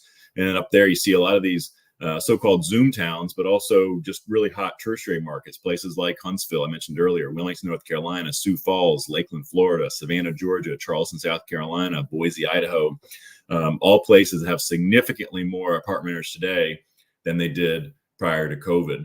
But the great story here is that, you think back to when COVID hit and all this migration was moving to the Sun Belt. A lot of the story we heard a lot was, hey, these are temporary moves. They're going to move back. And that's not really what happened. What we saw was that the big cities eventually got their demand back. But it was mostly like in places like New York, it was mostly about that inbound train of young adults, the high paid, highly educated young adults who want to live in the city for a stage of life. Well, they couldn't really come in 2020 and early 21, but that inbound train started moving back in again, and they've helped those markets recover. At the same time, a lot of these moves in the Sunbelt markets most of them were actually permanent moves, and we're seeing that demand has stuck for the most part. Now, the only exceptions might be like what you'd call true kind of spring break towns, right, where there's nothing there but the beach, and that's great for a period of life, but ultimately you want more to a market than just the beach. You need to have some other amenities in the city to be able to enjoy, and a place to work and shop and eat and everything else, and have some demand drivers, some jobs that aren't just leisure and hospitality. So some of these markets we're seeing that's the case, and they really seem to be well positioned for the long term. And then the other thing that's a really encouraging story is we're seeing a good alignment between supply and demand since COVID hit as well. We've built a lot of apartments, but what this has shown you is the relationship between supply on the x-axis and demand on the y-axis. And you can see a near perfect relationship. Supply is going where demand is going, or demand is going where supply is going. Either way you want to spin it, that's been a good story. So now we're entering a point in the cycle where now demand is going to trail supply most likely. But in the long term, we think that demand is going to be there. And we're starting from a good point. Now let's talk about construction. This is the big headwind facing the industry right now. Construction is at the highest levels in 50+ years. And we are tracking, this is census data, we're tracking within RealPage more than 1 million units under construction right now. And when you look at the outlook, that's really going to be peaking this year and next year. So a couple of points I want to make is, number one, while total construction is at 50+ year highs, the actual expansion rate, which is the percent growth in the stock, is actually half of what it was in the 1970s. And that's simply because we have twice as many apartments as we did in the 1970s, and we have twice as many working age adults as we did in the 1970s. So it's not really a direct comparison. So when you look at it on a size adjusted basis, today looks more like the 1980s than it does the 1970s. So that said, there's still a lot of supply. This year and next year, we're going to see more supply than we've built since the 1980s. And that's likely going to be more than what demand can keep pace with in the short term. Now, once we get past that, the outlook really starts to change. Starts are slowing, which we'll talk about in a second, but they're going to be peaking this year through 24, maybe the early part of 25 before it really starts to drop off in 25 and 26. Now, where is that supply going? Lots going on in this chart. So let me just simplify it for you. If you're on the left side of that dotted green line, those are markets that are going to be seeing new peaks over the last couple of decades. They're surpassing their previous peaks in the expansion rate of supply. That orange box area are the places where you're going to potentially see the most significant supply demand imbalance over the next 18 months or so. And so that's, Huntsville, Colorado Springs, Austin, Raleigh, Provo, Boise, Nashville, Charlotte, Salt Lake, Sioux Falls, Phoenix, Jacksonville, and maybe even Denver, where we're way above what's really normal or even previous peaks in these markets. So now I don't like the word oversupply because that implies something that's more structurally challenged. In fact, like I often get some comments from people who are, there's some people who are really loyal to things like a population to housing ratio, which is a really bogus metric. Like simple ratios as a rule of thumb are very unhelpful. And I'll give you one reason why. If you're attached to a metric like that, what you're assuming is that the next generation of renters or even home buyers is going to want to live in the same housing units that their grandparents lived in the same cities and towns their grandparents lived in. And that's probably not the case. You want to make bets on where the growth is really going, where the people are growing. You could have net population loss in the US, but still have markets that are growing at a fast rate and still have neighborhoods, even within slowing cities, that are growing at a fast rate.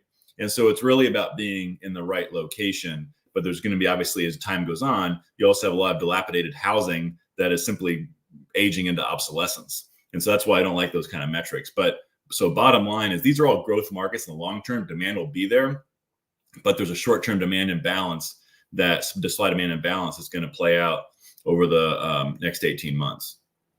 All right. So looking beyond that, I mean, obviously a lot, apartment investing is not day trading for the most part, unless you're really trying to time things with publicly traded REITs, which is a tough thing to do. So typically it's longer term. So by the time we get 25 and 26, there's going to be a lot less supply while these tailwinds remain intact. So that's a good thing. And this is showing you our data versus the census data.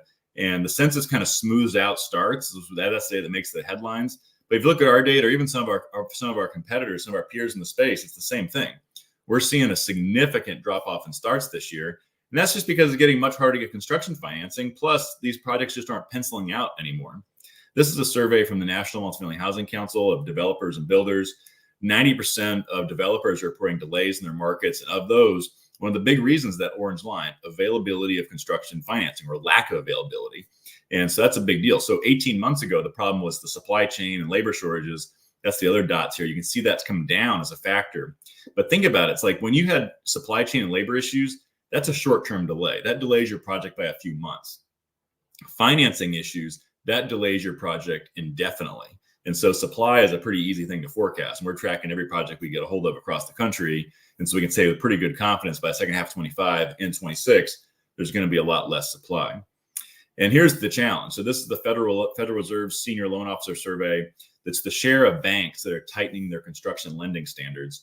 And you can see that it's really stormed up over these last few quarters. So it's just hard to get a bank loan these days for a new construction deal. Banks are limiting allocations to construction and to commercial real estate in general. There's regulatory pressure to do so as well. And so there are still deals that are happening, but it's typically deals where the banks are recycling capital to preferred developers or sponsors and not necessarily working with new clients and not necessarily doing net new allocations. So it really limits the amount of deals that are really get done. And, in multifamily, most of the loans are not for stabilized deals. Existing deals are not bank loans, but for construction loans, the banks play a very big role. So that's why this is really important. All right, so let's go back to the fundamentals a little bit here. So given that we've had good demand this year for the slowdown last year, occupancy rates are really stabilizing. So we went from ridiculously high numbers early last year to now we're at basically kind of the long-term average. But the good news here is that supply is ramping up. Demand has been strong enough to really slow down the occupancy loss. So a lot of that occupancy loss really occurred last year when you saw that demand freeze talked about earlier. But now we're seeing demand's coming back into the market, even with more supply. Occupancy rates are kind of starting to stabilize around that long-term norm. Part of this, though, is that operators in the industry, the property managers and owners, they're giving on rent in order to protect occupancy. Occupancy is the focus right now in the industry. You want to protect the back door, heads on beds. I hear the strategy all the time. That's the real focus. So because of that, we're really seeing even though demand is still strong, there's so much supply that's putting downward pressure on rent growth right now to a degree we just haven't seen in a long time. So this is year-to-date cumulative growth in asking rents. That's that orange line will show you 2023. It's the weakest year on record for rent growth. It's still going up on a month-over-month basis, but it's the weakest year other than the pandemic year of 2020 since the great financial crisis. So it's a significant slowdown. And then on an annualized basis, we're basically flat now. We went from 15% early last year, year over year, to now just 0.28%. So it has dramatically slowed down, and we could even be negative here in these next few months. And it's really all about supply, which I'm going to illustrate for you. But before I do that, though, I want to come back to the nerdy economic topic here of inflation. This will give you, I think, a good illustration of something that's happening that's not really making headlines as much as it probably should, but certainly something that economists and Fed watchers are well aware of. And that's the lag effect between what happens with rents in real time versus how the BLS is measuring rents in the consumer price index. So you think back earlier, I showed you that inflation without shelter has really cooled off. Its shelter in this last month was driving 90% of inflation in the CPI. And the reason for that is there's a 12-month lag between the headline asking rents. Anytime you see new rents in the news, it's always the asking rents, which are just the new leases. And then the CPI is trying to measure what they call the contract rent, or what the industry would call the embedded rents, the in-place rent roll. And so because of that, there's about a 12-month lag here. And so what we're seeing is that, well, asking rents peaked in March of 2022, CPI rents peaked in March of 23, and they're slowly starting to moderate. And so this is going to play out where you can see it in the month-over-month CPI rent numbers already. This is what this is, month-over-month change in the CPI rent.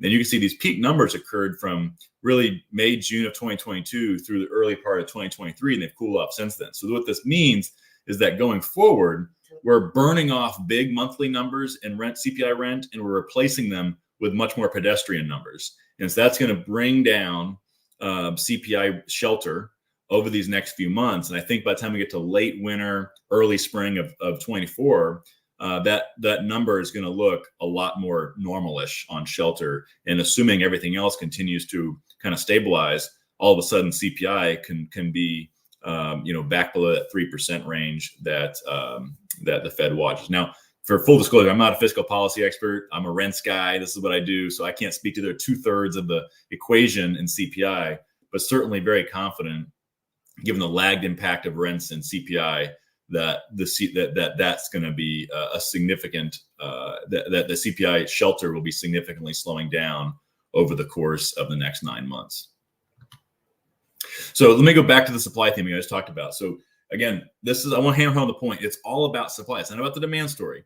It's not about affordability even. So this is showing you by submarket where we see the most supply is where we see the least rent growth. So on the right here, you see that more than 10% supply expansion, rents are down 2%. On the other side of this, if you have no supply or less than 1% of supply, your rents are still growing 2.5% to 3%, which is basically normal. That's the historical average, more or less. So it's all about supply. And I like that chart because I want you to compare it to this chart. So what I always hear all the time is rents are cooling because they overheated. Everyone likes the word overheated. Well, okay, if that's true, we should see the biggest rent cuts occurring in the submarkets that saw the biggest rent growth over the last 3 years. That's really not what played out. You can see the band between the biggest rent growth versus the smallest rent growth of the last 3 years is much less predictive of current rent growth right now compared to this chart. Clear relationship with supply, lesser relationship with previous rent growth.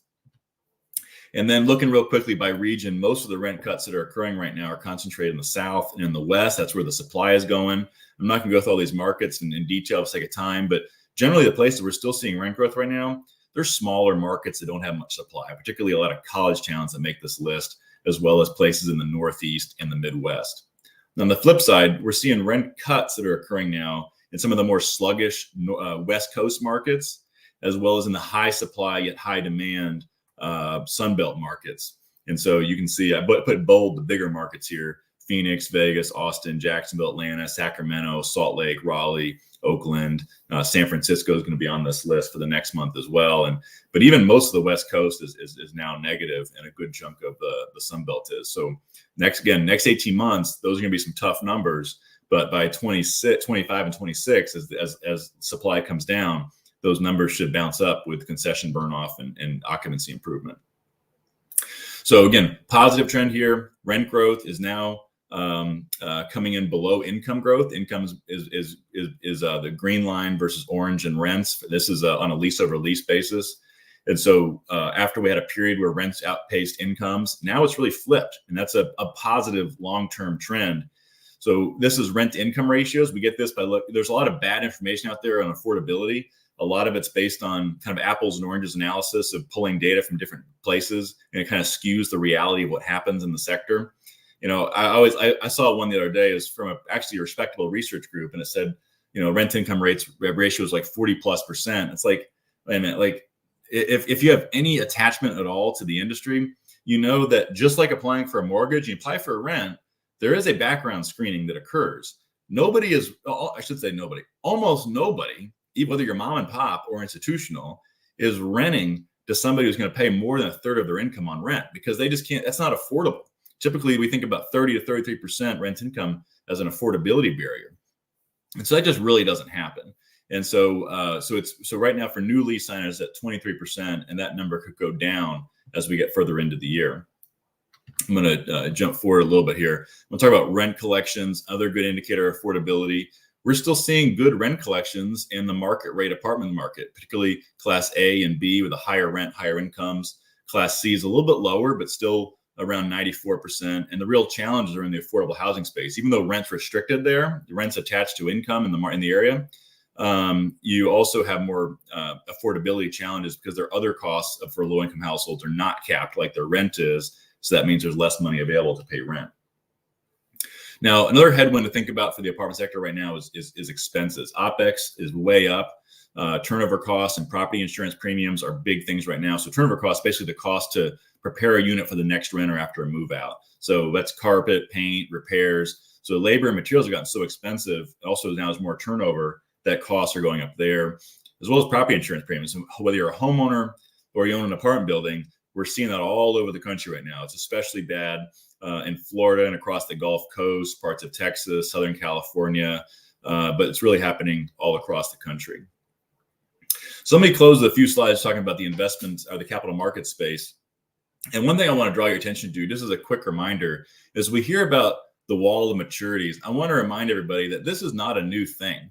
These are actual headlines, one from 2014, one from 2016, one from 2018, all warning about a wall of maturities. And so there's always a wall of maturities.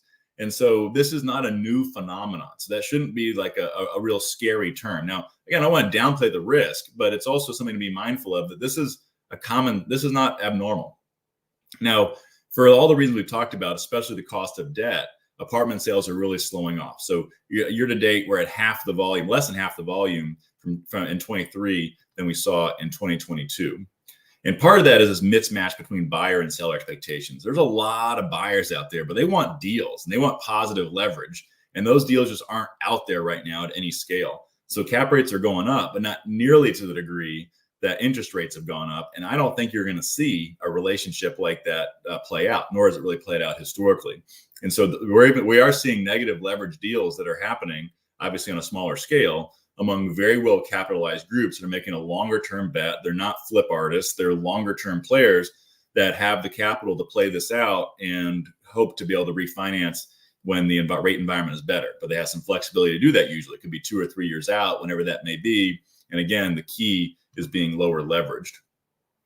So I want to talk a little about, again, going back to the debt issue and all the stuff you see in the headlines. There's a lot of news about these debt funds and CDOs. We have these very high leverage, short-term floating rate debt.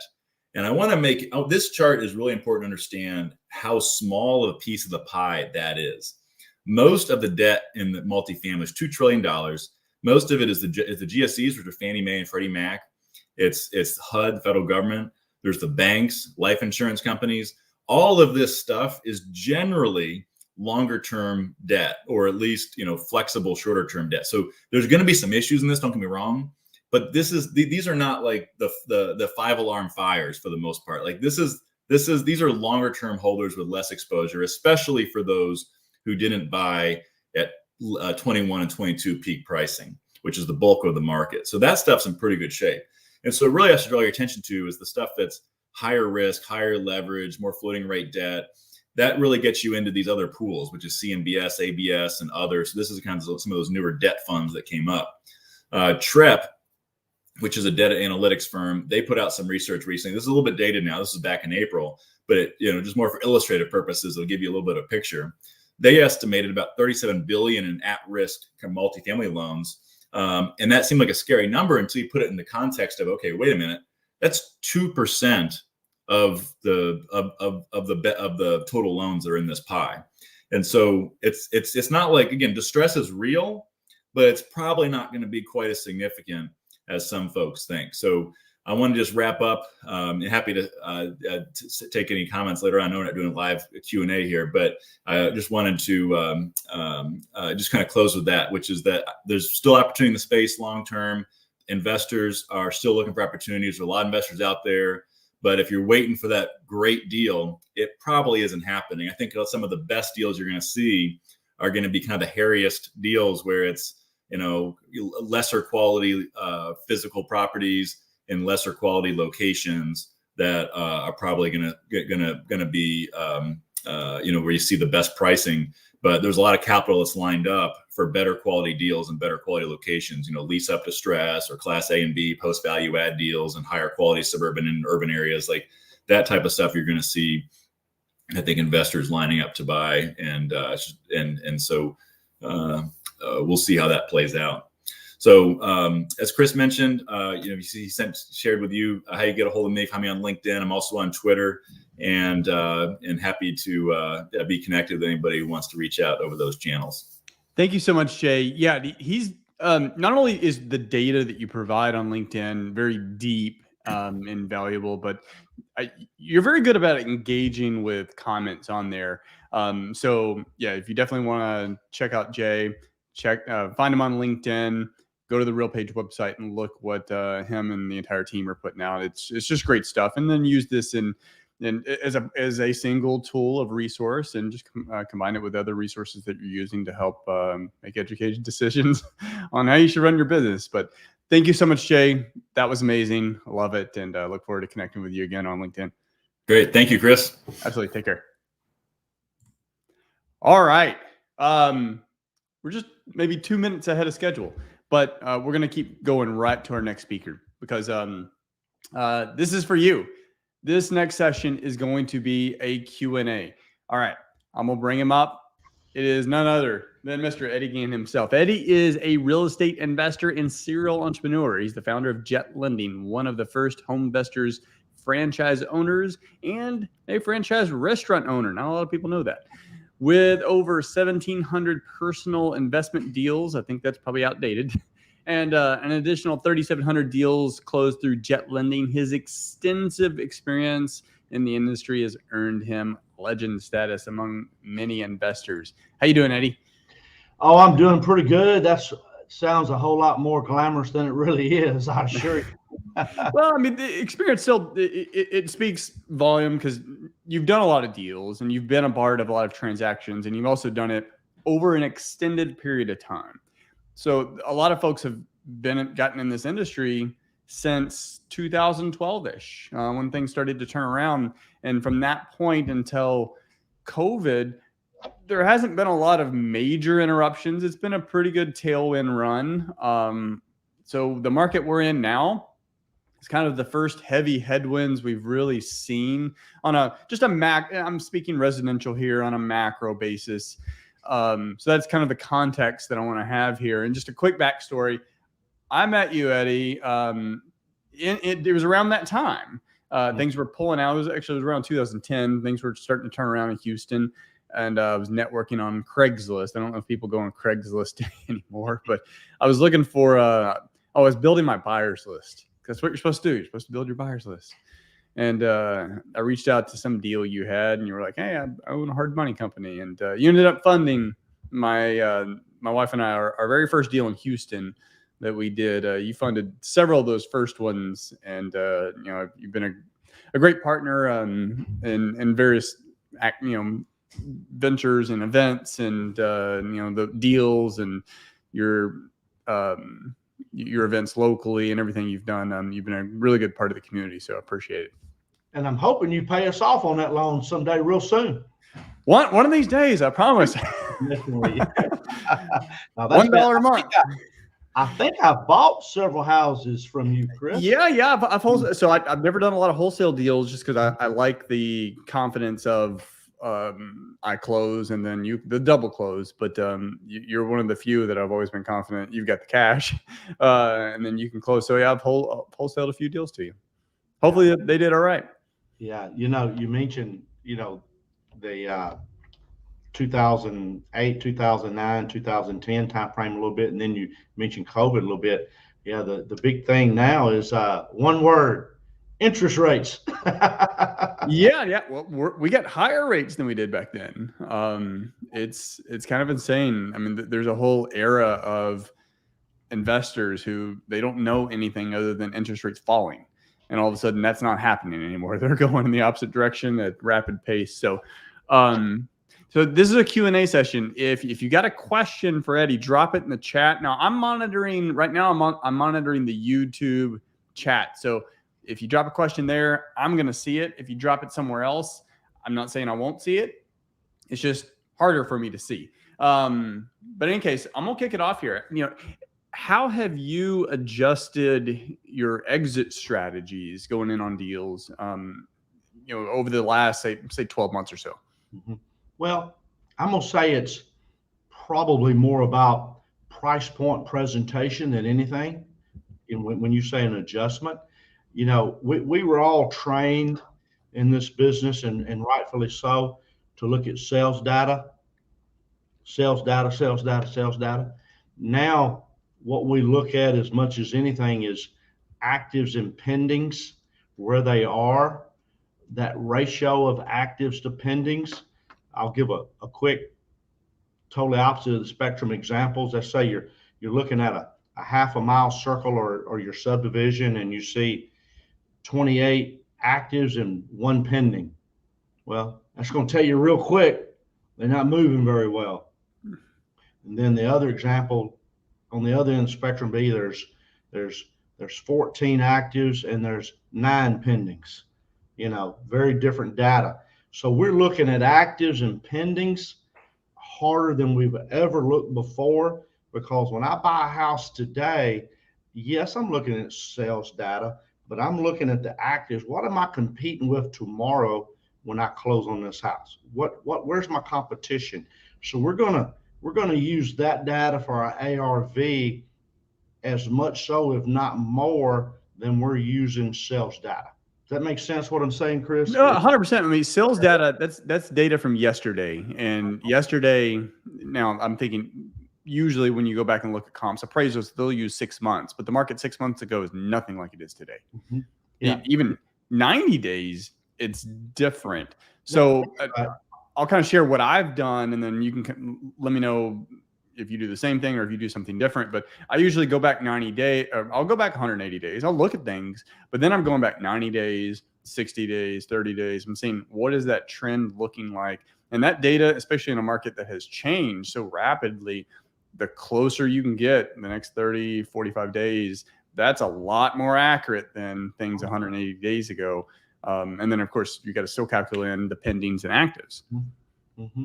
Well, that's right. And I look at all of those. I look at 90, 180, 240, 360. I really do. But let's take another example. Let's say you evaluate sales data alone, and you come up with an ARV. This house should sell for 320. But then you go look at the actives, and you got 14 actives in there, and they're all scattered from 260 to 300.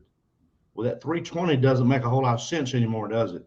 You better not use 320 as your ARV to buy that property. You better be using the lower end of those actives, because that's really what you're going to compete with tomorrow. And that's what we do.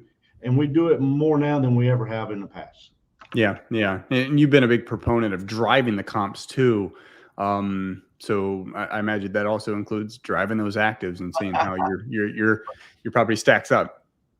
That's right, 100%. I mean, even today, after, and my number is actually around 1,850 deals purchased now. And even with that, in 23 years, I still go drive the comps. You have to. I mean, why would you not drive the comps? You're gonna discover a little bit more about your market that you didn't know, that you might have thought you knew until you drive your comps. Yeah. So this question comes from the chat here.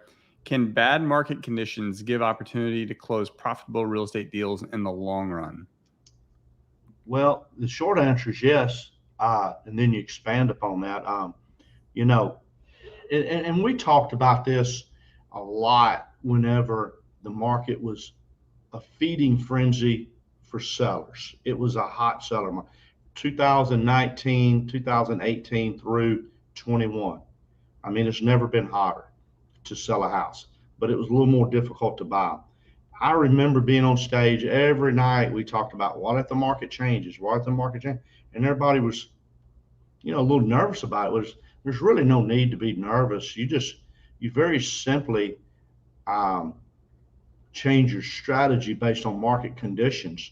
It's still not a bad seller's market. Sales are down 30, 33, 34%, depending on which article you read, but inventory is not growing. So that's keeping it reasonable around here to be able to sell your houses. You would think inventory would grow when sales are down so much, but they're not. And I'll tell you why in a minute. But you just adjust your strategy. In short, the simple strategy is you need to pay less for these houses right now. You really do. The market has slowed down. You have to pay less. You can pay less. And keep this in mind. Everybody on this call, real estate investors, for the most part, we all know this, but the general public doesn't know it yet. I have found that when the market changes in a moderate to big way, that the general public, there's a lag time. And honestly, I think we're in that lag time right now. The general public, I still talk to too many sellers that call in from our marketing, and they're not quite up to speed yet of what's going on in the market. They'll eventually get there. So just keep that in mind as you're out making offers today. Love it. So if you were to buy a deal, in the chat, Andrew mentions a bad deal, but we'll just call it a deal that's not selling as you anticipated. Mm-hmm. Is that something that you're going to strongly consider alternative exit strategies, like maybe just renting that thing out and riding it out, or throwing seller's financing on top of it to as you called, inventory control back in the day? Yeah, I need to, I guess, revive that phrase that I used to say all the time. Well, Chris, that's exactly what we did in 08, 9, and 10. We really didn't start to pop out of that till 11, but we were buying a whole lot more houses than we could sell the normal way. And I've said this forever, that if you get yourself into a bad deal, there's really only two ways to get out of it without getting hurt monetarily. And that is you rent your way out of it, or you note your way out of it. Rent your way out, that's pretty simple. You turn it into a long-term hold and you rent it. And we need to talk about interest rates for that on this call. And the other thing is you note it out, meaning you owner finance it. And that's a little more in depth, to really talk all the way through owner finance is really, it's almost a 2-day conversation. And I'm not exaggerating that. There's so many considerations that you got to go through to be able to correctly owner finance a house. Yeah, you can owner finance one and you can learn how to do it in about 3 minutes, but to learn how to do it right is a long process. So I've always said this, the biggest parameter in your owner financing is, where did the money come from to acquire the property? Where did it come from?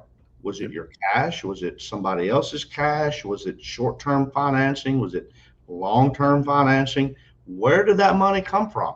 And that's your biggest parameter that you got to consider, in my opinion, if you're going to exit via an owner finance, a seller finance note.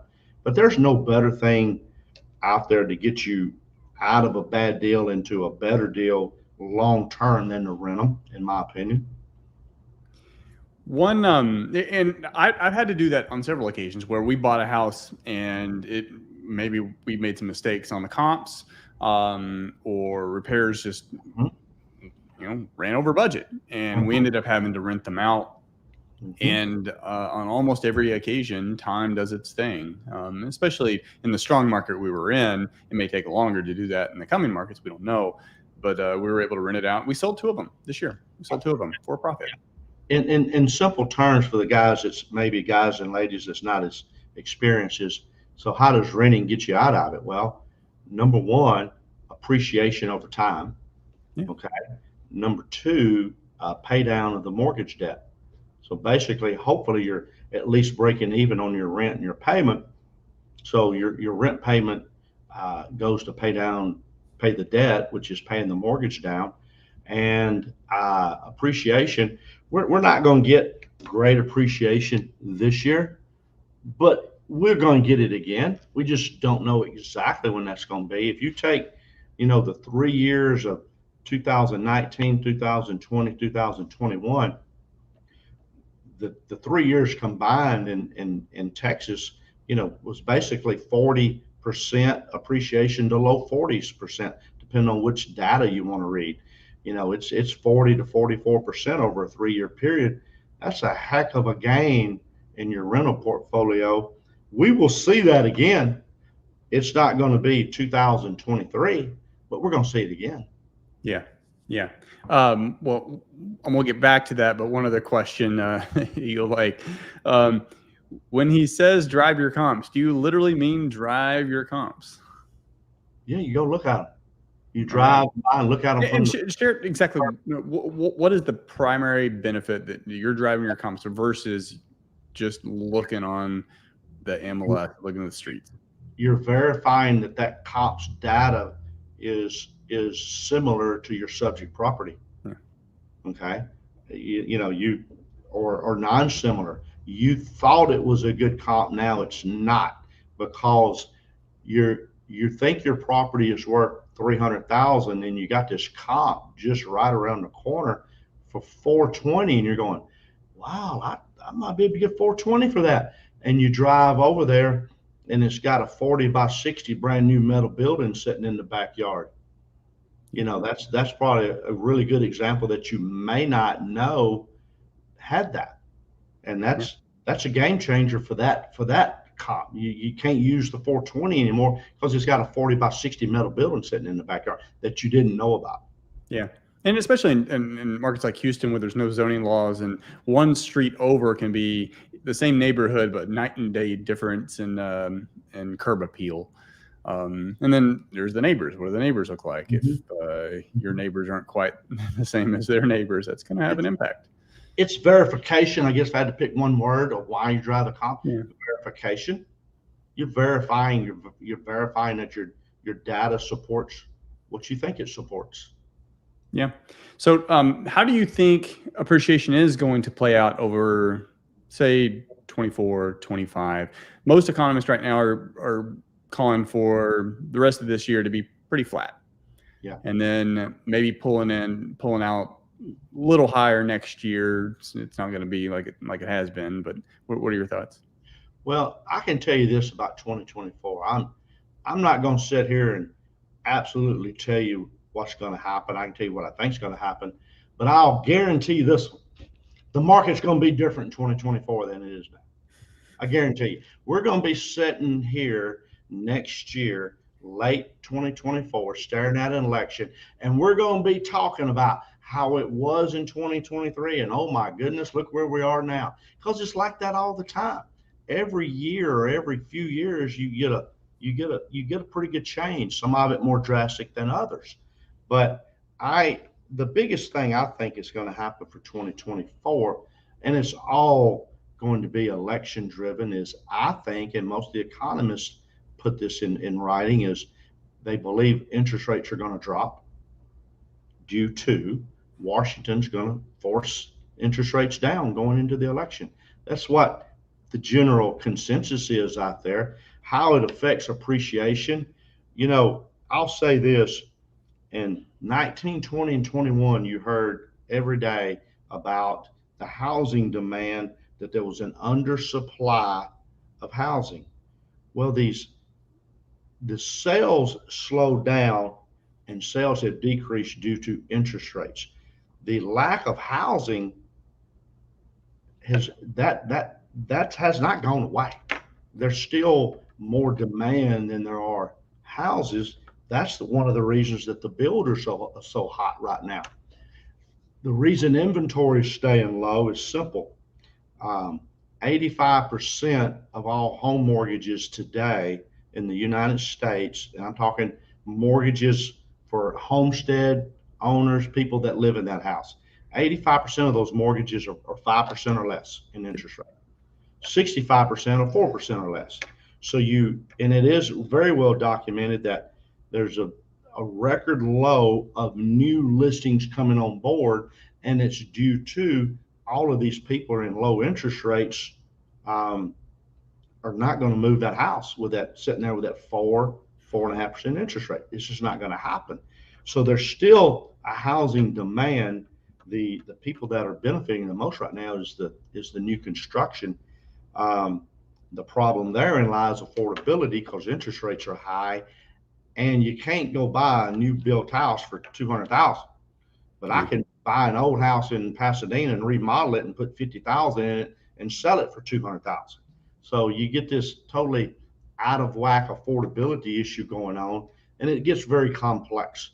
But I know I'm getting long-winded here, but appreciation will be back. We just don't know when. I think everybody thinks interest rates are going to fall the second half of 2024, which is going to help home sales. Yeah, so it seems like we hear some folks are calling for a housing crash or a collapse in housing prices. It's not as many as I used to hear, but I still see it, and they still seem to be very loud and proud about that opinion. Seems like you're not necessarily thinking that is likely. Well, I think supply and demand will keep us out of that. I really do.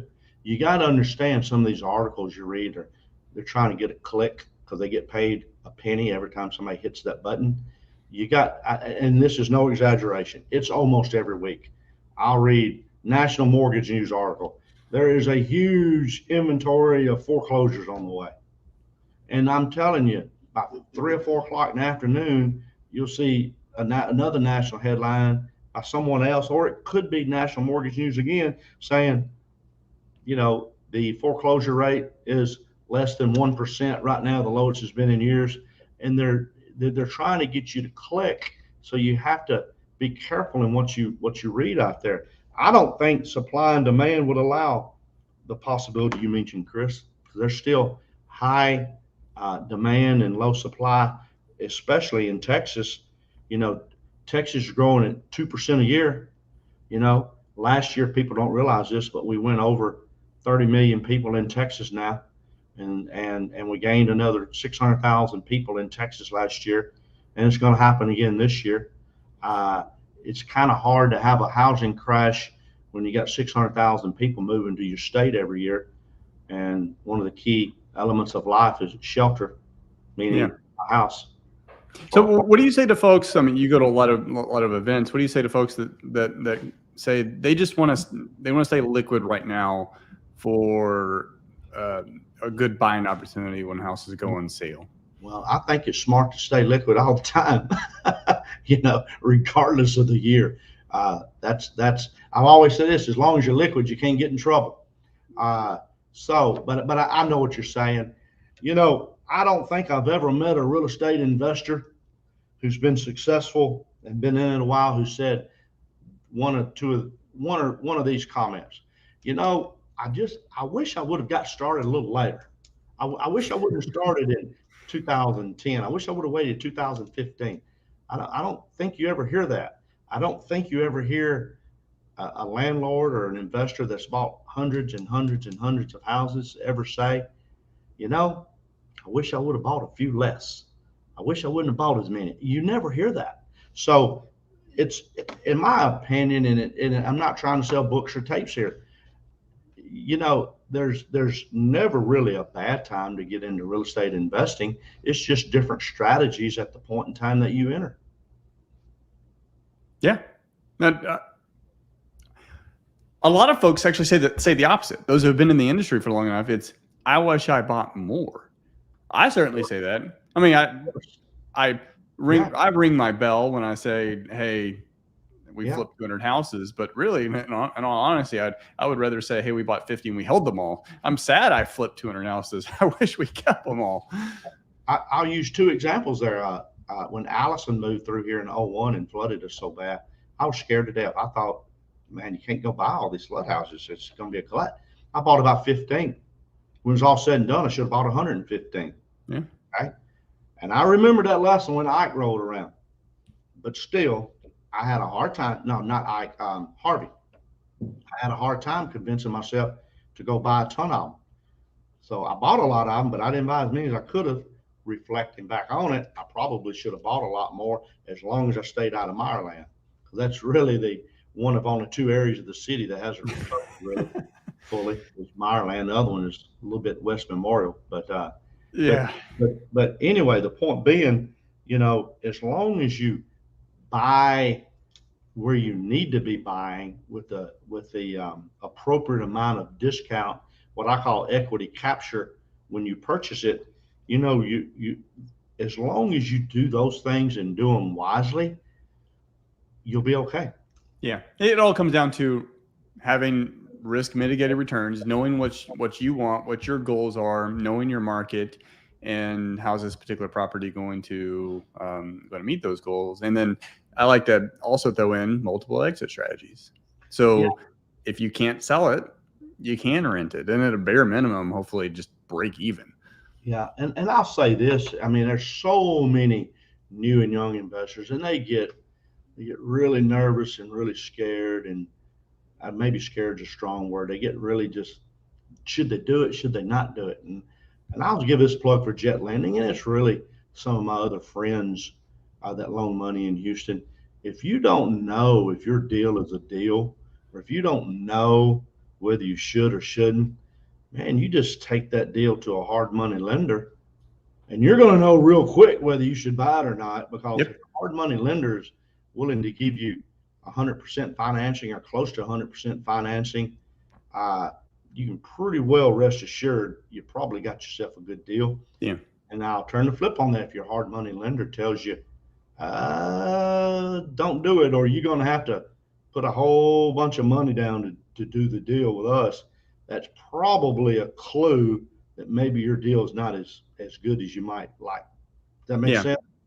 Yeah, no, 100%. Because ultimately, the hard money lender they want you to be successful. They want you to come back, borrow more money. If you're a one and done because you lost money, that doesn't really help their long-term acquisition, long-term value of a customer. So by getting that feedback, which as far as I know, all of them will do that for free.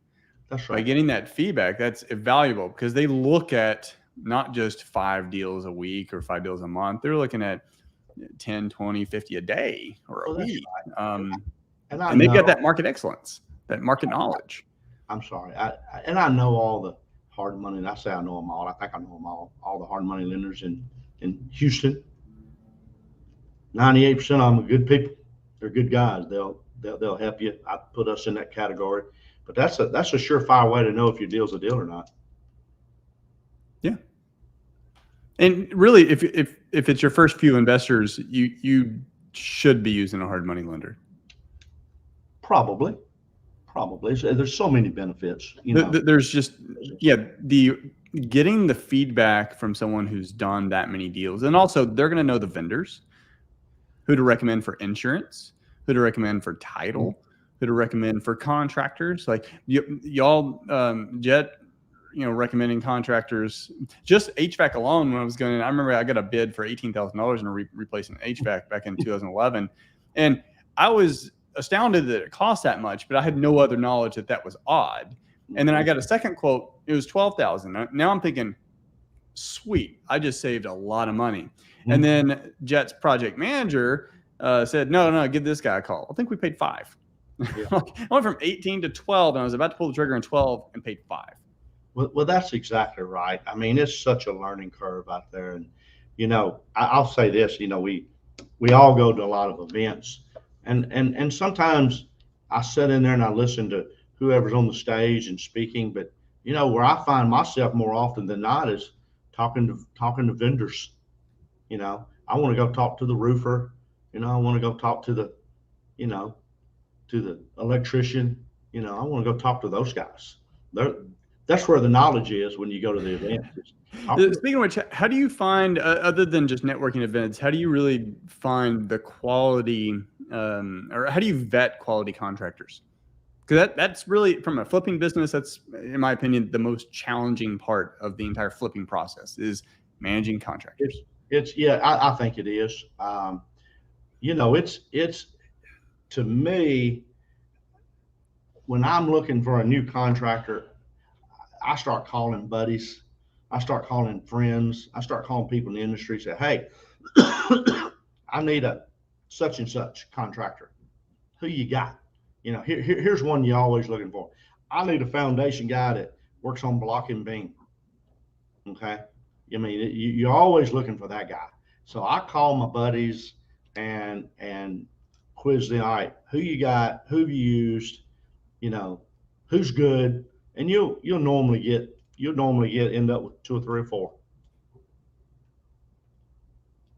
And at the meetings, you really shouldn't go to a new meeting or go to a meeting unless you're going to engage with at least 10 people, and I'd even say more than that, 15 to 20 that you have the potential to do business with later. Yeah. Don't just go stand over there and at the beer line.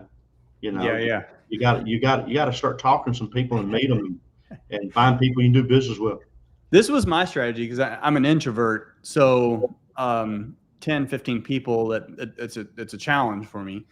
But I would, in the beginning, I would go to as many as I could, and I'd find just a couple that I liked. And then you start seeing the same folks there. Those are usually the full-timers.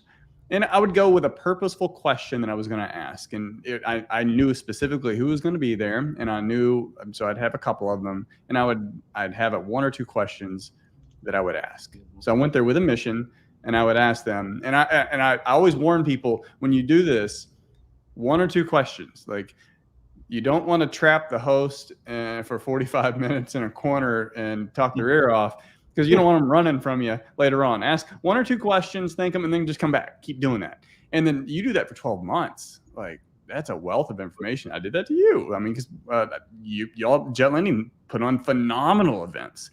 And I would just ask questions. Mm-hmm. Here's a little trick I've been doing for years. I still do it today. I ask for business cards, and still the majority of people today have business cards. I know, like Alex here at Jet Lending, he don't carry a business card. He wants to tap your phone. But tapping the phone doesn't work, what I'm about to tell you. After I talk to somebody for a few minutes, I get their business card. When I'm through talking to them, I rate them, and I write it on the back of their card, a 1-star through a 5-star. So because tomorrow morning I'm gonna have 18 business cards in my pocket, and I'm not going to remember necessarily who my 5 stars were unless I wrote it down. And so I take my pen and I write 1 star through 5 stars on the back of the business card. I'm rating. You talk to Eddie at a networking event. Yeah, that's 5 stars. This is a cat I want to talk to tomorrow and do business with. 1 star, that's the time waster. That's the person I may not follow up with tomorrow. I do something similar, I do something similar. I fold the edge of the card. So I'll put it in my pocket and I fold the edge. And if I fold that edge, that's someone I want to follow up with, which a lot of times is a money partner or someone like that. Yeah. But yeah, something simple. I like it. Yeah, Chris, you're my only 1 star that made it big. Uh-oh. All right. Hey, I defy the odds. All right.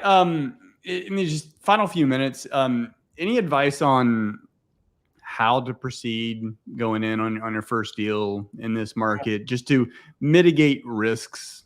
And then we'll talk. I mean, I don't know, maybe you can segment it both from a rental perspective to a flipping perspective. Yeah, before we get off, let's talk about the rates on the rental, because I think that's a bigger impact to the overall audience than the rates are up both short term and long term. I mean, there's no need to ignore the elephant in the room, but I think long term is a bigger deal to you because you're going to hold it long term and rent it. You're locked into a rate that's going to hurt you on that cash flow. Short term, okay, you're going to be in that house 2 to 8 months, 2 to 10 months. So it's a lot less impact to you, in my opinion, a higher short-term rate than it is a higher long-term rate. So that's going to get after you pretty good. So both of them tell you have to enter the house at a lower price point, so you can, if it's a short-term deal, so you can make money when you sell it. If it's a long-term deal, so you can at least break even on your cash flow. So you gotta, interest rates are, today on a long term, let's just call it 9, 9.5. That's where you're going to be on a long-term rate today. Well, the only way to lower your monthly payments to buy it for less. It's the only way you can do it. So that's something you got to do. But I think back to your question. First of all, you cannot procrastinate and you can't delay. If you're going to get in, get in.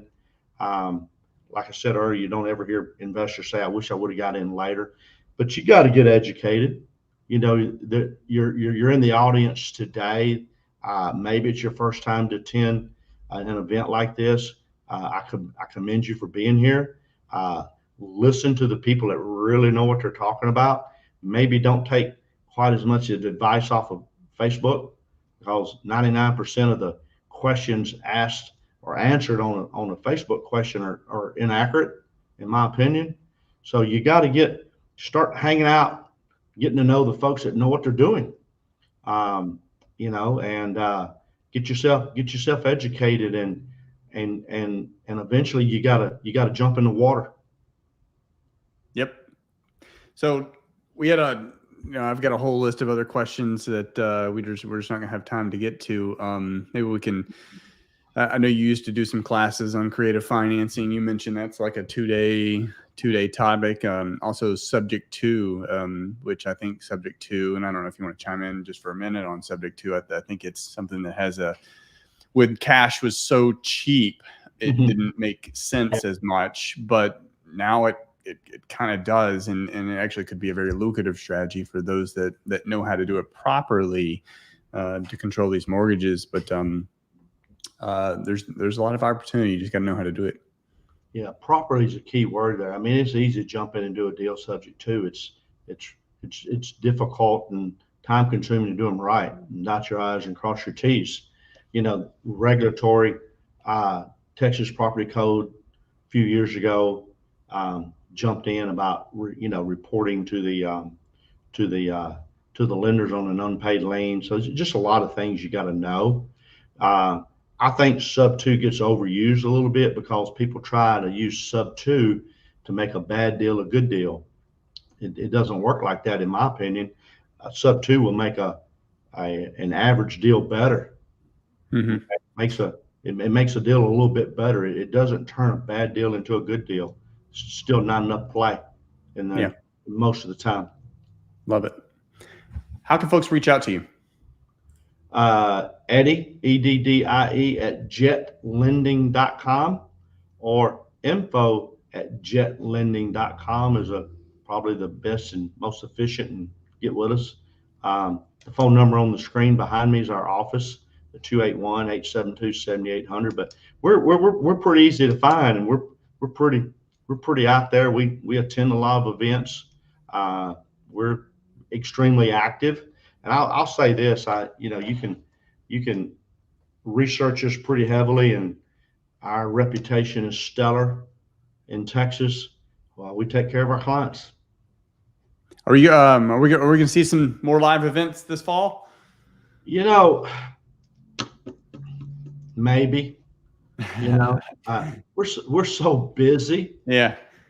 We pulled back because these events can take a large sum of capital. Mm-hmm. And I mean, we postponed our event a few months ago, and the phone is ringing just as much as it was 2 or 3 months ago. The investment business is still brisk. Yeah. You got to remember this is not mainstream real estate. The investment side, the distress side is always 2 to 8% of the overall market. Most years it's in that 4 to 6% range. and it's not going away because the market goes up or interest rates go up or interest rates come down and the market goes down. It doesn't work like that. We're always 2 to 8% of the overall real estate market. It's always there. Always will be. And that's more encouragement for realtors out there that may be struggling with retail transactions following to learn the investment side, because you're going to do one of two things. One, you could help some investors buy and sell houses. That's going to help your business. Or two, you might find a deal. and you should be investing.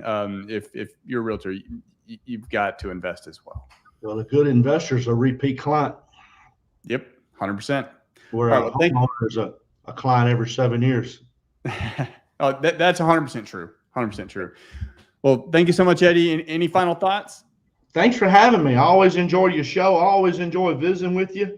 Your Aggies got Miami Hurricanes this weekend. I hope that works out well for all you Aggies. And hey, we're always optimistic. You never know what you get with our season. We had a good game last week. Here's the thought. I'm ready for cooler weather. It's 100% hot. on that. All right. Thank you. We'll talk again soon. Thanks. Thank you, Chris. Take care. All right. Thank you so much, Eddie, for that. Just sharing your wisdom and expertise to everyone. All right. We're going to get started on the final thing for today, and that's another speed networking session. So if you're just watching this on YouTube, then you got to RSVP for the event, realestatewealthcon.com. So everyone that did that, if you're in the Hoova app, then we're going to start a speed networking session here in about 2 minutes. So just hang out, and I'm going to keep this live stream up. We'll have a few comments afterwards. So I'll see you here in a few minutes.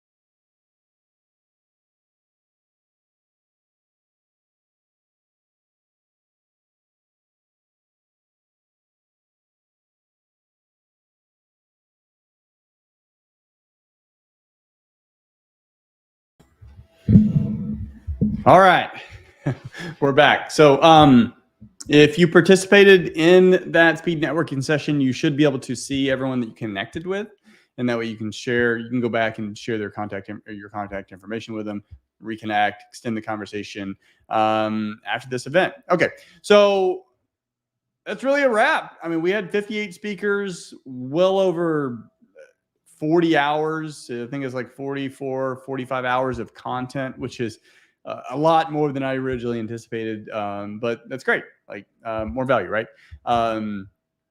Thousands of comments in the community, a lot of virtual meetups like were scheduled while this was going on. These little virtual pop-ups were scheduled. So that's exciting. I even saw some in-person meetups that were scheduled. Saw one in the Houston area. So that's very exciting. Just one last mention. Invested agents, the invested agents community, and if you upgrade a pro, so if you go to realestatewealthcon.com/upgrade, you can still upgrade to pro, and you'll get access to the invested agents community. You'll get the entire library, these individual speakers, individual speaker presentations, along with their most of the slideshows we'll have available for you as well, in addition to all the courses and other resources and tools we have. And which I think this is the most valuable part, the group coaching call that we have on Wednesdays. So it's once a month on a Wednesday at this Thursday, this coming Wednesday, the 13th, will be the first one. So you'll be able to get immediate access, which I say immediate, 1 o'clock is when the access email is going to be going out. So as long as you sign up today, you'll get access to that. And that normally is $328, but you get access to it for $147. So I look forward to seeing you in the community, regardless whether you join the community or not. I hope you got way more value than you thought you would. We always like to over deliver. I'm going to over deliver in the community. I hope you feel like you were over delivered for this event. I will send, you should have gotten a survey. I'll also send another one to give us a review on Google. I look forward to seeing your reviews, seeing your comments in the survey, your feedback, your biggest takeaways. And again, if you're in the Whova app, that app is going to stay open and live for quite some time. I think it's up to 90 days after the event. So I'll double check on that, and I'll put the actual timeline in the community, so you don't have to worry about losing any of the notes that you've taken so far. So in any case, that's a wrap. Let me know, should we do this again in the future? Should we do this again next year? This was a lot, but it was also a lot of fun too. So should we do it? I don't know. Let me know. Otherwise, I'll see y'all next time.